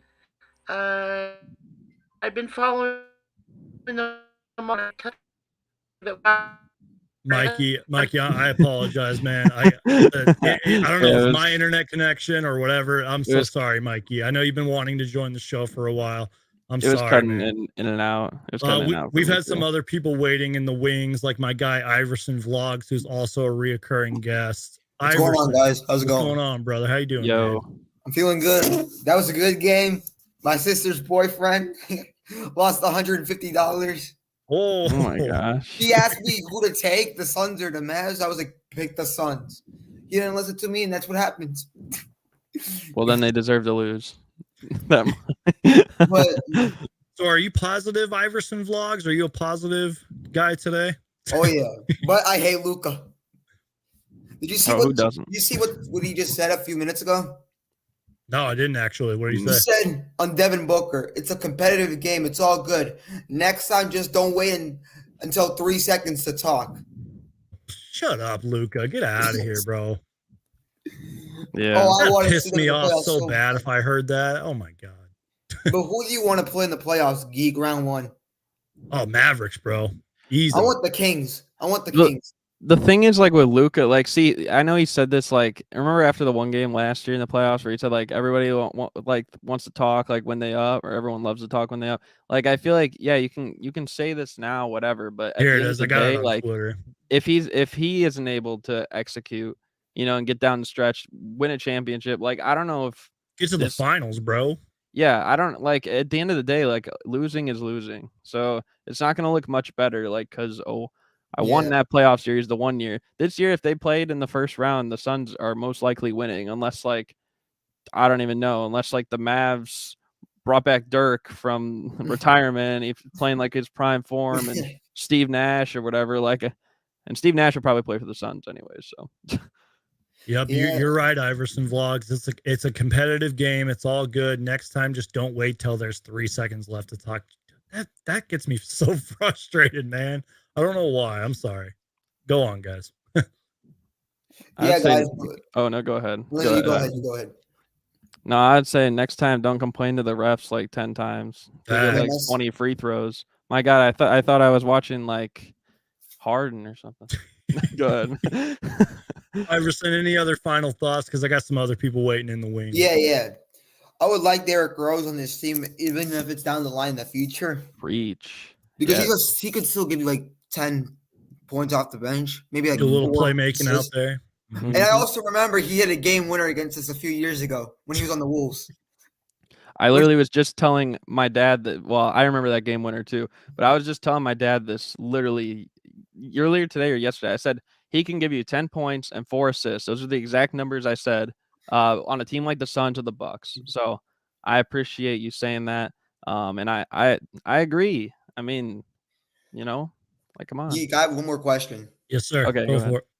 So we have 18 games left, right? 17? 17, yeah, something like that. Would you? Where do you think we end up at? Do we stay at 4 or do we go up? That's a great question, Iverson Vlogs. Thank you for bringing that up. I know there's still games being played, but we are currently the 4th seed, and the Mavericks dropped to 7th. Now, keep in mind, there's still games being played. 17, whatever games left. I think we have to stay 4 or higher. You know what I mean? I feel like if we drop, that's going to be terrible. I predict 3, the 3rd seed. I don't know why. Something's just telling me the 3rd. I want to go to 3 and or somehow play the Kings maybe. I don't want to play Golden State. I don't want to play Golden State. With the recent news about Jathug Morant, I mean they could they could slide down too. I mean, but I don't know what John Morant's doing. That was my last. Like, he's such a talented player, messing up his career. Facts. Iverson, appreciate you being here, brother. Join the show anytime, man. You doing another one after the next game? I'm sorry? You doing another one after the next game? Yeah, I'll probably go live for the Suns Thunder game because that's KD's first home game, so I got to. You know what I mean? His former team. Yeah, appreciate you, Iverson. Thanks for being here, man. All right, see you. Bye. Iverson Vlogs reoccurring guest. He was actually part of a good segment that we had about Dario Sarge that I uploaded a video about that. So go check that out. I'm going to bring on Suns biggest fan. Hey, how you doing, man? Hi, I'm good. Good. You've been on this channel before as well. So any thoughts, any questions, takeaways? Yes, I do. Go for it. Do you guys think Josh Okogie will be the fifth starter going forward in the future? Great question. I've said this a few times. Like, I mean, realistically, he could be. Like, I guess I don't know. Monty's hard to predict, but like, I will say, like, I still think it should be Darius Baisley. I think he adds like athleticism and like length, defensive versatility to the lineup as well, and especially like when you're like putting Ayton probably in a situation where he needs to be even a better rim protector than he did before they traded like Mikal Bridges and stuff like that. Like, I think Baisley would help out with that as well. So I think it should be him, even though he's hardly gotten any run since then. But I mean, he could give you like 6 points, 4 rebounds, and play like solid defense. He could also be used like kind of like how Mikal Bridges was on a defensive assignment basis sometimes. So I think like that's why he's a good person to have in there. And then like on the bench, I mean, you have Okogie and Craig who can defend. You got Ross and Warren who can give you like buckets. Cameron Payne, who even though, like I say, I don't think he's a true point guard. I mean, he's the best Like thing a you got at that. And guard. I think, and yeah, I mean, he could play like a combo guard too. And I mean, he's shown flashes in the playoffs where he can play pretty well too at points. So not too bad. I think that's the move they should make. But realistically, I don't know. I mean, it's hard to predict. So Suns biggest fan. Any final questions or thoughts? Because I got another person waiting in the wings. I just wanted to say this. Luka is the biggest baby that I have seen on the court. Because keep going, man. Keep talking. Yeah, because he complains about every call. Like, I was watching, I'm like saying, he must have paid these refs off or something. I would agree with you if LeBron didn't exist. Yeah, exactly. Wait, say that again, Super Mario Hoops. I forgot to play it. Say it again. I said I would agree with you if LeBron didn't exist. No, man, I even tweeted it out. Like when Luka, like when Chris Paul was kind of bugging him and like, you know, putting his hands up and everything, and Luka like jumped in the air when he didn't get whatever that play was. I was like, if Devin Booker did that, or if anybody on the Suns did that, it would have been a technical foul. You know what I mean? It's like you know that Luka's cool with the refs and he gets those superstar calls. And don't get me wrong, he is a superstar. We all know that. But like he hits on some refs. That too. Yeah. I don't know, man. But hey, Suns biggest fan. You've been great, man. Feel free to call on the show anytime, brother. Thanks for being here, man. Of course.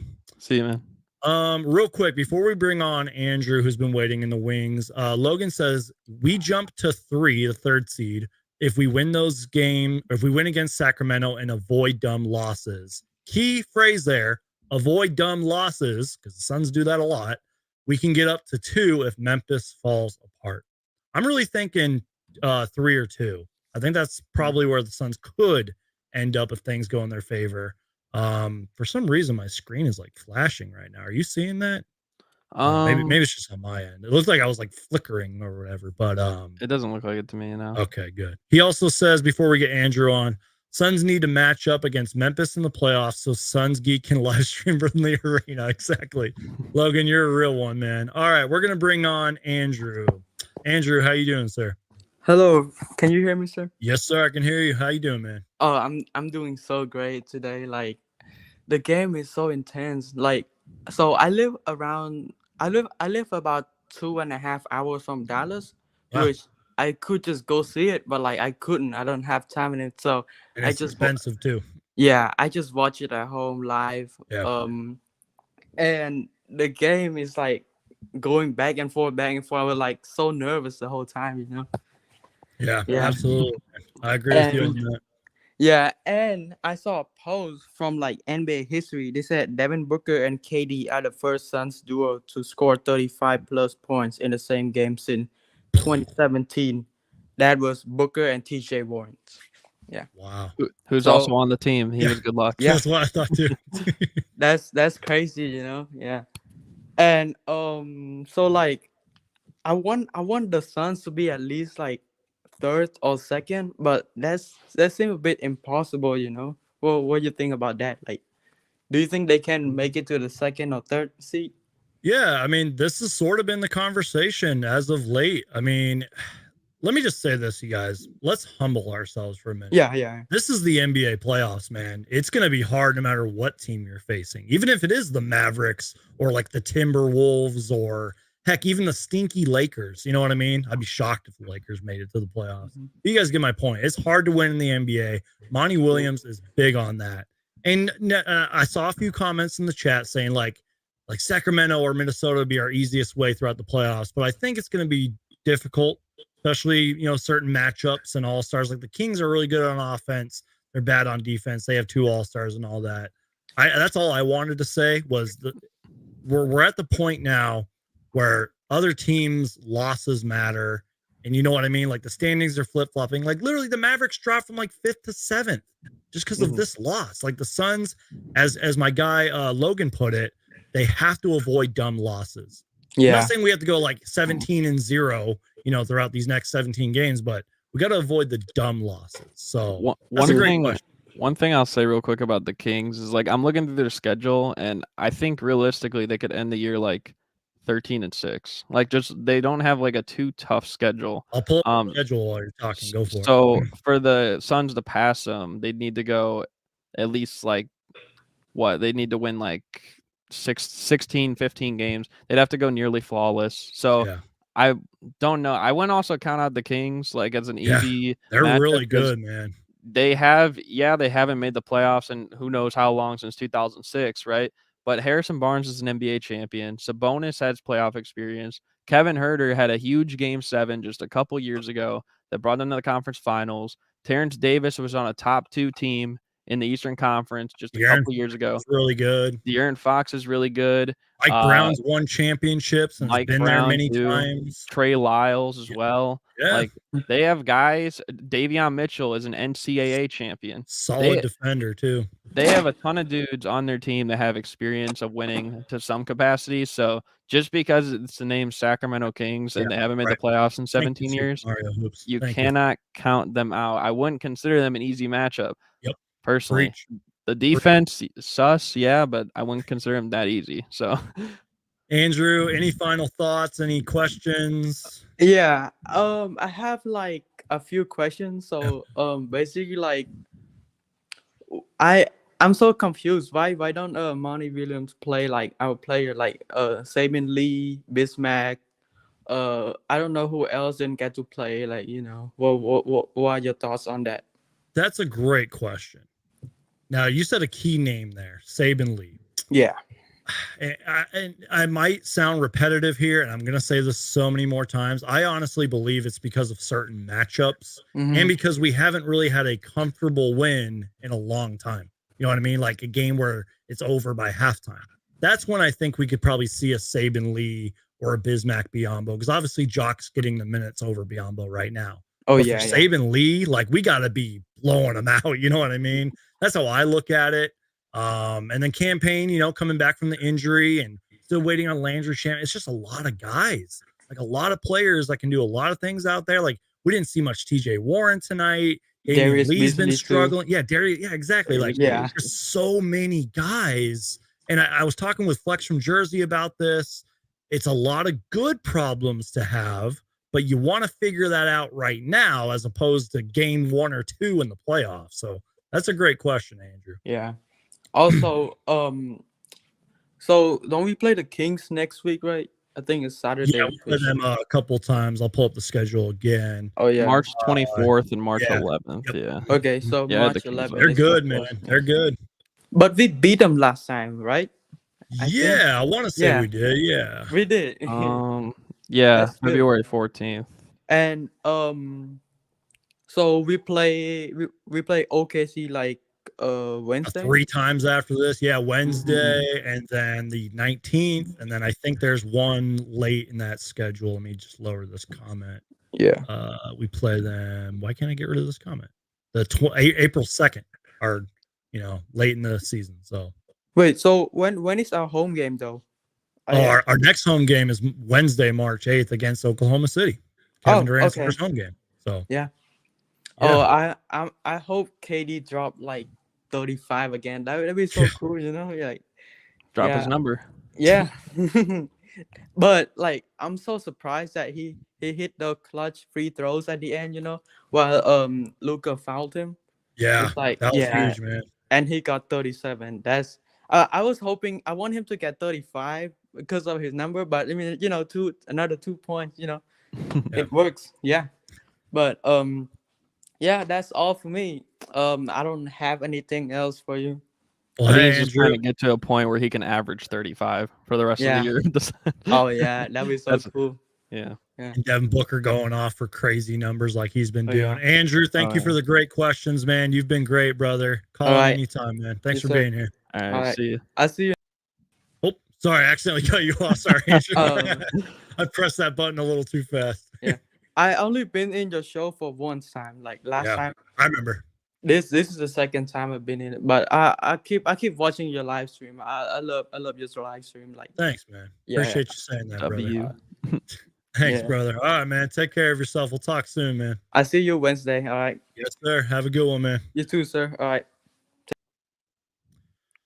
That's a reminder, you guys, to just keep watching. Even if you hate my face, just keep watching. Keep supporting the channel, because that really helps. And that was really kind of Andrew to say. And he brought up some good questions and topics there. Shout out to Iverson Vlogs and to Sun's Biggest Fan, everybody else that's been doing it. It's funny, Super Mario, because you've been on this channel a lot. I used to never bring people on. And it was before I think we even got KD. I just did this random live show and I brought in like all these people and it was great. They were asking all these great questions. And I'm like, I got to do this like every live show, man. So real quick, you were talking great about the Sacramento Kings. I want to address the comment here. And this being a Bulls fan, man. Sacramento will have the best crowd energy this year for sure, which is what was huge for us, the Suns, in 2021. They've been waiting on the playoffs for a long time. That can't go overlooked, man. Those Sacramento Kings fans, even last year, like I thought they were going to make the playoffs last year, but their season collapsed on them. They were a disappointment. I think like there's some teams like notably that have been really bad like over the past few years between Sacramento, Charlotte, and Orlando. Like those are probably the three that I look at that have been bad, and like they got so many fans that come in that like that could almost like have so much influence in a series like that. And I mean, like, yeah, especially if you miss it for a long time. Like when the Bulls missed the play, like we missed it for 5 years, right? From 2017 until just last year. Like the game against the Bucks, the first home game the Bulls had was the most highly rated playoff game since 2017. That's what I'm saying. And the last time it was a Bulls game. That's, I guess, just a weird flex of how much Bulls fans care about their team. That sucks. But still, like, I don't know. I think like some of these teams, especially if you're like gone from the playoffs for a long time or something significant, I mean, Kings fans would have been ecstatic. Like they would have been lighting up with energy if they were in the play-in, right? Which I think some people thought was more realistic. They could squeak into there, and that would be a big milestone for them. They're in the playoff picture. And personally, for me, I think they're probably going to jump up to 2 because, Ja's out. Brooks is suspended tonight. Steven Adams has been out. And Brandon Clark tore his Achilles on the worst free throw technique I've ever seen. It looked like he strained his Achilles shooting a free throw, which, no, I honestly, like, hopefully he gets back soon, though. But, yeah, like, I don't know. Like, you can't count them out. And really any team like that. I feel like all the casuals are like sleeping on the Kings. Like I feel like they really don't know that the Kings are legit this year. They have 2 All-Stars for a reason. They're second or third right now. They are great, man. And yes, they have their flaws, but every team has their flaws. And another team we don't have to touch on, but like another team too that's in a similar situation, haven't made it in like 5 years, the Cavaliers. Yes, sir. Right? Who I know you've been high on. Yeah, I've been on their bandwagon, man. You've been high on them this year, but in the past I was. They're still really good. But yeah. Because you're a closet Donovan Mitchell hater. But Hey, after that 71 points, man. Jeez. Yeah. No, I mean, I think like just in general, like when you see a team that hasn't been there a long time, like they got the LeBron fans, the 2016 guys that came in like after they won the maybe a championship. couple OG Mark Price fans, you know. Oh yeah, can't be Russell. Can't be exactly. I love talking NBA history with you, you know. But Yeah. this is my point, man. This is my rant. Like I've never met a Sacramento Kings fan, to be honest with you, but like I know they're out there. Like they are there every game, man. Even if they're not like season ticket holders, they are showing up to these games, even before they got Domantas Sabonis and all that. They are loyal fans. And again, if you're a real Sacramento Kings fan, you know, as Logan's comment says, they're going to have great crowd energy. And it is just like the Suns, man.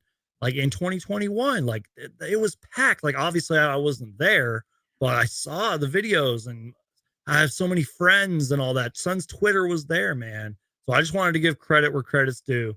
The Kings are going to be really damn good and they're not going to be easy. And I wanted to address another comment too from Mike. Suns Geek props, bro. Cool of you to let your fans join in with you like this. You're a real one, bro. Making future podcasters. You know, you create content, Super Mario Hoops. It's like I encourage anybody, man, to start their own podcast or whatever it is, because we need more voices in the community to an extent. I mean, if you're spitting out all these hot takes and all that, then you probably shouldn't be doing this. But yeah, more podcasters. And as you saw, we have lots of great guests that bring up great questions and say the right things. So if I can say one thing about this is that like at least for me, like when I've had people on, like I love doing like these like collab things as well. But I've had like probably at least like over the past year, maybe half the people I've had on my channel don't have like a podcast or a YouTube like a platform. Yeah. So it's like I think like it almost like might be willing to inspire some people. So if there was like anyone who like I guess like came on here just now, or if like wanted to and like maybe wasn't able to, I don't know, like then maybe if like think about like how I mean we've been talking for a while and like it doesn't seem like it's been as long as it is. So just like kind of just talking about like whatever, and it's been pretty good. So remember back in the days on Romp's channel and all that stuff. Oh yeah, live shows. Some Reliable and good times, man. Next time we play the Lakers, I got to get Reliable on here, man. But hey, man, we've been live for over an hour and 40 minutes. I do want to address another super chat. Shout out to Harlem Vega. Appreciate the $10 super chat. You didn't have to do that, man. Helps keeps the lights on over here and pays the bills. I appreciate you, man. He says, yo, the Suns Geek and the Phoenix Suns go together like rum and coke. I've been trying not to drink on here during the live shows, but maybe during the playoffs I might need to crack one open. I was tempted to do one today, but maybe after that Thunder game I have to crack open a beer, especially when I'm on spring break. But appreciate the $10 super chat. You guys, if you got any questions, put them in the chat right now. Super Mario Hoops, I guess we could go for another 18 more minutes, 17 more minutes. If you're down, we can talk about whatever. I feel like we've done a great job of covering a lot of different things. And we talked about Derrick Rose. We talked about the Kings, everything, man. So anything else you want to talk about? I mean, like, what's going on, man? I'm putting you on the spot here. I don't know. I mean, like, I haven't really been watching it today, and I'm probably glad because I'm gonna get disappointed by the outcome with my Chicago Bulls right now. They're I don't even know. Like, I don't even know what they like want anymore. Like, do I even want them to make the playoffs or the play in and like just lose instantly or something or get first rounded, or do I just want them to just suck and get like the best pick possible? Because right now, like, what seems realistic is like the best case they could get is like maybe a top 5 projected pick in the draft, and we don't even keep our pick unless it's top 4. So it's like maybe we hope we end 5th. Y'all traded a lot of those. We picks. get a little magic, yeah. I mean, so it's like, thanks Vucevic, Vusa Brick or whatever his name is or whatever. I don't even know. And like just Zach LaVine doesn't seem like the same player. I know like he's had Not some consistent high games this year, but like I don't know. Like like when we saw last year, like when the Celtics early in the year were struggling with Tatum and Brown. Brown said the energy is about to shift, and what happened? it did. Like the energy might have shifted mid-season for the Bulls, but if anything, it's gotten worse. And I don't even know what's going on with Lonzo. Can that man even walk? Seriously, that's not even a joke either, and that Yeah. sucks. He's seen doctors from all across the world, and they said there's He has the something best medical staff in sports. You know what I mean? To an extent, but you get my point. Well, except the the Bulls, from Lonzo to Markkanen, who could never stay healthy with us, to D Rose to Levine. I mean, my goodness, I don't even know, at this point, I feel bad for DeMar DeRozan, who has to go through this, and he seems like he's actually still been taking it seriously and everything like that. I feel bad for Alex Caruso, although I don't even know, his 3-point shot this year has been atrocious, and for the most part, a lot of these other guys on this team, like Kobe White and Ayo Dosunmu, haven't really shown that progression this year. Patrick Williams, oh my God, I can't even just say anything about it. That's about it. All I can just say at this point. He's so frustrating, and it's frustrating, I think, because we know he can do so much more than what he does, but it's just I don't know, it's just so confusing. And then all of it, I that's just the players. I didn't even mention Billy Your head Donovan, coach. who Billy Donovan, I don't even know. He's there's probably some things I want to say about Billy Donovan right now, but I'm not going to say it. Well, real quick, I'm going to cut you off because we actually had a couple good questions while you're going on your Bulls rant. But hey, man, that's why you're here, because I can rant about the Suns and you can rant about the Bulls. I'll just leave it at 3 more words. Yeah, go for it. Fire Billy Donovan. Or 4 more. Send him to China. Wait. Say that again. I missed 4 more words. Send him to China. All right, y'all. So we're going to address a couple of questions and one more super chat before we get out of here. This is actually a good question. How do you feel about the Terrence Ross minutes so far? I pulled up the stats while you're going for the rant because he's only played in 4 games with the Suns or whatever. Before the All-Star break, it seemed like he was going to be a great buyout market steal. I mean, he had 16 points, 4 assists, and 4 rebounds in his first game ever. He shot 41%. And he did a lot of that aggressively. That was in the Clippers game, before All-Star break. And then he had 9 points on 42% shooting. Then he had 7 points. And tonight he was absolutely terrible on offense and defense. So there's flashes there. But is Terrence Ross really going to be a savior necessarily? He might hit some clutch shots here and there, but I'm not feeling too great about it right now. Any quick thoughts on Terrence Ross before we get to this next question? I mean, I think he's more than capable of doing it. It's just he's always capable. been a guy. He's always been a guy who's just kind of streaky. So he could have a nice game off the bench. You could probably count on usually 10 any given night, but I mean, he could also have games like this that are goose eggs. But I think he's more than likely he's not going to have this many games like tonight down the line. So minutes are a bit hard. I know Monty even said something about TJ Warren's minutes. So it's hard, I guess, new acquisitions. That's always the toughest thing. So I don't know. I guess we'll see. And then a great question here from John from the Suns Jam Session podcast. They do great work over there. Go check them out. He says, any concerns with the lack of DA's integration into the offense since KD's arrival? We've sort of touched on this a little bit. And I think the key word in here is offense. A little bit, because he gets a few dunks there. He sets some screens and he rim runs and all that. We've seen that. We even saw, I think, against the Bulls, the first possession, didn't KD find him cutting and he drove in and threw it down or whatever? But I think we just need more of it. We just need DeAndre Ayton to touch the ball more to get him going.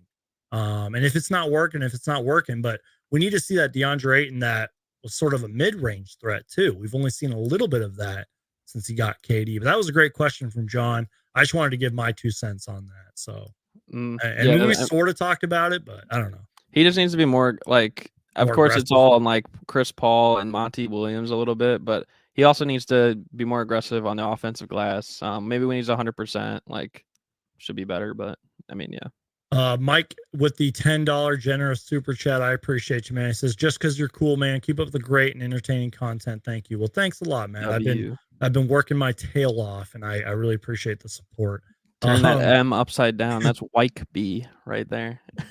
John, I do see your other question. I will DM you. Maybe I'll reveal all my secrets, but appreciate you being here, John. Well, once again, check out the Suns Jam Session podcast. They're live after every game, unlike me, who's a wannabe and only goes live when I feel like it. But they're literally live after every game. I've been on their channel many times before, so go check out the Suns Jam. Let's see if there's any other questions here. I'm trying to see before I get, I don't know, I'm just kind of scrolling through the chat here. Imagine how good Kevin Durant's resume would have been if he was under Scott Brooks and Billy Donovan forever, says Logan. That's so good. Yeah. Darth Voyota says, yes, teach me, teacher. He pretty much wants to know where I'm getting like certain highlights from, which don't copyright me, NBA. Please don't do that. People really still blame KD for leaving in 2016 when he had to deal with Billy Donovan. I get it now. Like, come on, man. Ross was lost tonight. He needs guidance or something. Warren Biombo, Saban Lee, MIA. Send the search party. Floaties deployed. Yeah, I don't know, man. I think we're gonna pretty much call it there. This has been a great show. I know we were supposed to go 2 hours, but I'm cooked. We could look at the standings if you want for about 10 minutes. We could do that. About that. Guys, get your last minute questions in. Let me pull up the standings. Now, keep in mind that this is, there's some games being played right now. Not that I really think there's going to be a significant drop off, but still it's worth looking at. Sorry, just trying to, what's going on? There it is. Let me know if you need me to zoom in. My screen has been a little weird lately. Maybe I can actually zoom in a little. Yeah. Yeah, I can. Let me just do this real quick. Let me zoom in a little bit more. I'm sorry, man. Should we start in the Western Conference? Yeah. And are you able to see that a little better? Yeah, that looks good. Okay. So who do you want to start with, man? We're gonna go for 9 more minutes. You guys get your final questions or comments in. Super Mario. Let's start with the Western Conference. Okay, so I guess the first thing, starting I guess with Denver at 1, like to me, like I think Jokic is out for serious revenge this year. Just because like he's a back-to-back MVP. You hear Draymond saying that like, oh, European players don't get the same flack as us. Mm-hmm. And then you see Kendrick Perkins saying like, I don't know, he's making some really weird comments lately. But overall, like it just seems like everyone's disrespecting him and saying he doesn't deserve MVP. Oh, how can a 3-time MVP not have a championship?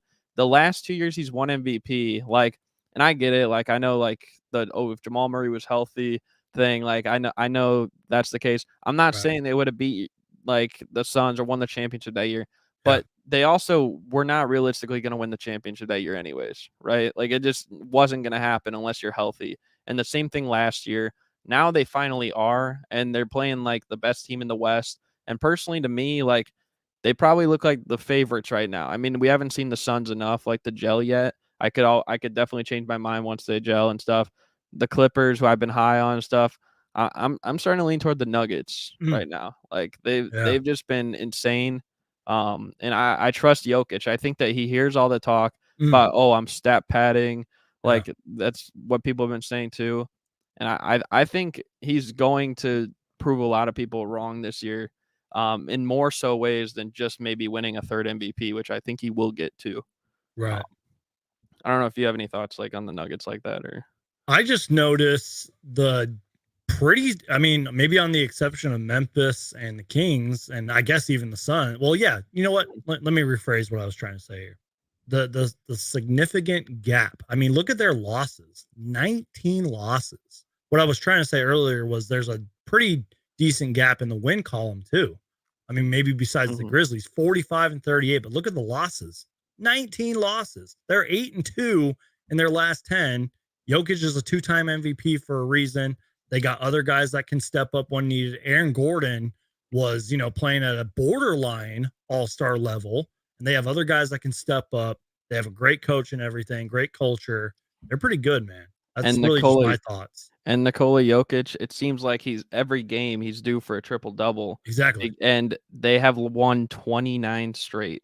going back to last year since he's gotten a triple-double. Oh my So if God. anyone wants to say it's like stat padding or whatever, like Yeah. this is not stat padding. The guy's putting up a 25 point per game triple-double on Yeah. 70% true shooting. I don't know when people are gonna start appreciating Jokic. Like it's Yeah. starting to get like annoying, like in a way, like because I've always been a fan of him, but it's getting too bad right now. He's a great player, man. He's obviously one of the best in our game.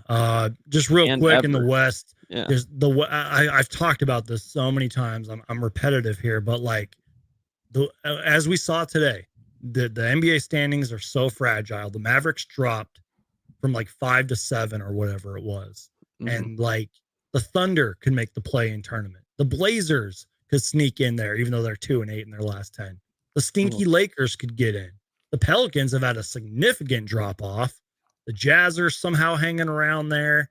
Clippers have lost 5 straight. They're just inconsistent. The Timberwolves are playing better. I mean, so many threats in the West, but at the same time, a lot of inconsistency and a lot of very fragile, records, if you will. That's my opinion on the Western Conference. I guess like there's 3 more things I have real quick, and then we can move to the East if you want. But the first thing is with the Pelicans, I don't like. We need to know when Zion's coming back. It seems like he should have been back like a month ago or so now, but it seems like they're gonna have an update for him in like a couple days, and hopefully he can be back like for the last stretch of the year because they might not make the playoffs without him right now. But real quick, can we do a draft lottery stream this summer with Super Mario Hoops? We got to do that, man. we gotta do a reaction show to the lottery. I'm down for that. Anyways, go on. I'm sorry. But that's my first point. And then also, I think my second one is for the Timberwolves right now. Like he was picked second for the reserves in the All-Star game, but Anthony Edwards might be playing like an All-NBA player right now. Like I think that's the next thing on his mind. He's been like balling, man. He's been looking really good. And I've said like I think one thing that he has that I don't know if any other young player has is if there's any player that has a projection that they could be the all-time, like they could pass LeBron in total points and pass Curry in total threes. I think he's like the only young player that I trust that could do both of those right now. So, and he even said like, I'm not going to sit out games. Like if I'm healthy, I'm playing. So I think that's one thing you got to respect about him. And the other thing is just the Clippers, right? Like I still think that they like could be the best team in not only the West, but in the NBA. But there's a lot of pressure, I think, on Tyronn Lue right now because he needs to learn how to manage Russell Westbrook. I think he's really took Terrence Mann out of a rhythm and Norman Powell out of a rhythm. Marcus Morris needs to just go from the team, send him home at this point. Like, yeah, you know when, what I mean? when Kyrie and Morris got traded, I was like, is Marcus Morris even playing? You know what I mean? Like he's been so like in and out with injury this year, but he plays like 30 minutes a game when he does play. Like he needs to go, and I don't know. Like they just need to put the ball in Kawhi's hands late in games. I've been seeing too much Paul George action late in games lately, and that's not going to get it done. Lately, I've seen Paul George say, "I can't be the best player on a championship team." I don't know if you saw that, like on his podcast. I saw that. Dude, okay, so then give the ball to the guy who's the 2-time champion, 2-time Finals MVP, and the guy who made the 75th anniversary team. Right? Like it's not that crazy. Like, dude, Kawhi is one of the best playoff performers, not just in the league now, but of all time. Just real quick, if you're confused about Anthony Edwards, you're not paying attention because he's been playing fantastic. I just had to say that real quick. He's an all-star for a reason. And Ty Lue just needs to manage minutes better. Yeah, like that's it. Westbrook should play 15 minutes Probably a game. Why they've lost 5 straight. Yeah, like he could still contribute. Westbrook can still contribute 10, 15 minutes a game as a true point guard. But when you play him 30 minutes a game or more, the turnovers start to add up, the lack of shooting starts to add up, and it becomes insufferable. Yep. So, but before we call it a day, any thoughts on the Eastern Conference? Anything that stands out? I mean, obviously the Celtics and the Bucks are really damn good. I mean, the Bucks won like 16 straight before Philly snapped that. Philly can't be slept on. They're 41-22. You know me, I'm a fan of the Cavs a little bit. 40-26. The Knicks are on fire. They've won 8 in a row. There was even a time, I think, before the All-Star break where they were playing really good.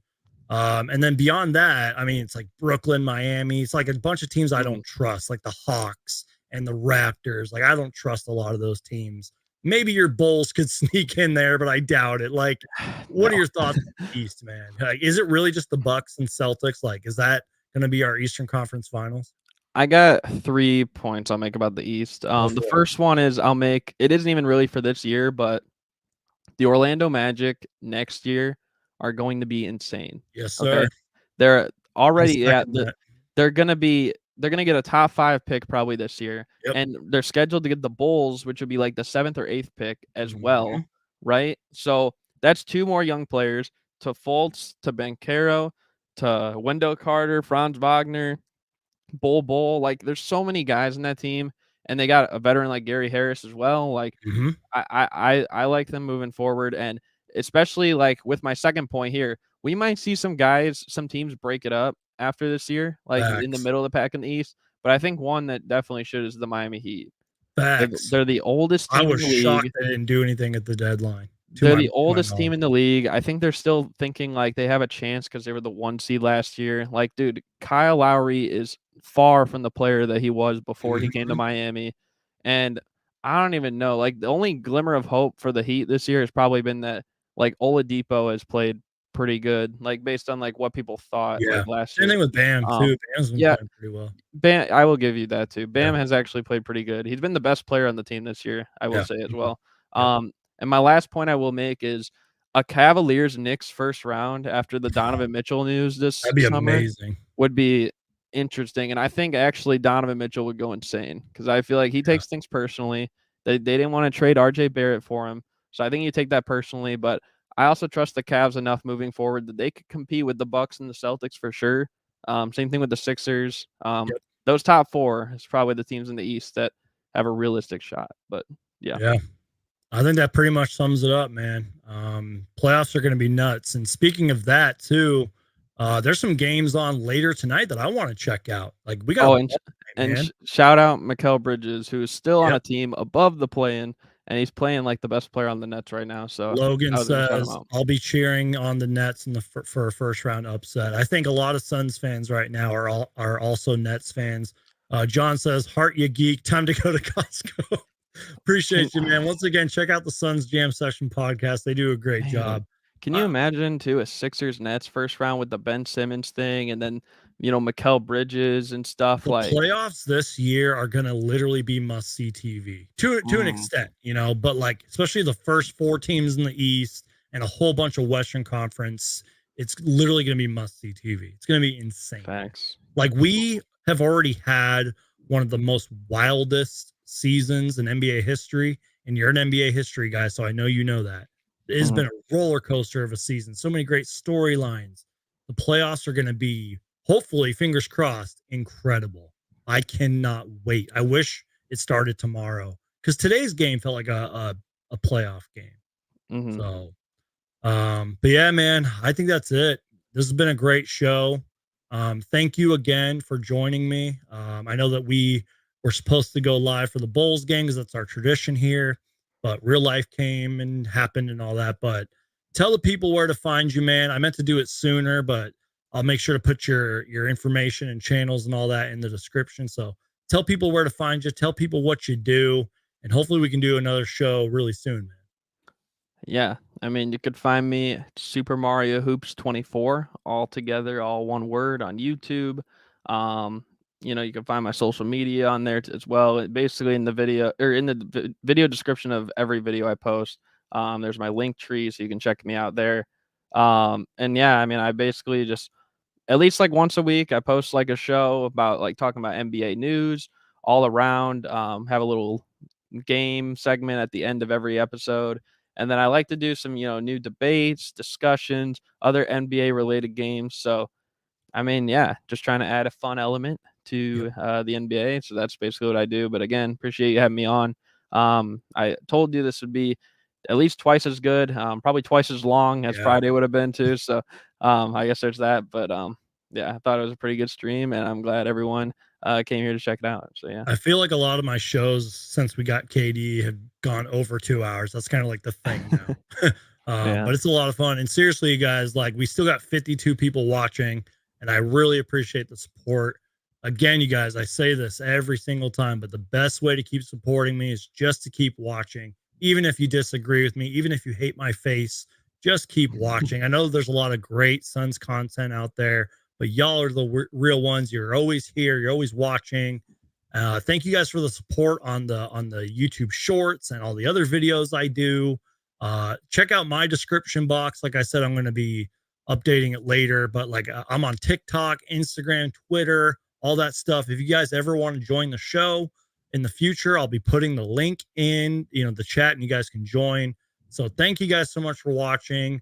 The Phoenix Suns get the win over the Mavericks and are 3-0 with Kevin freaking Durant. Stay tuned for more Suns content, you guys. Thank you, Lindsay. Thank you, Mike. Thank you, everybody, for being here. Thank you guys so much for being here. Also, shout out to my brother, too. He's sort of getting into the YouTube thing, but with Star Trek, he says, let's go Suns.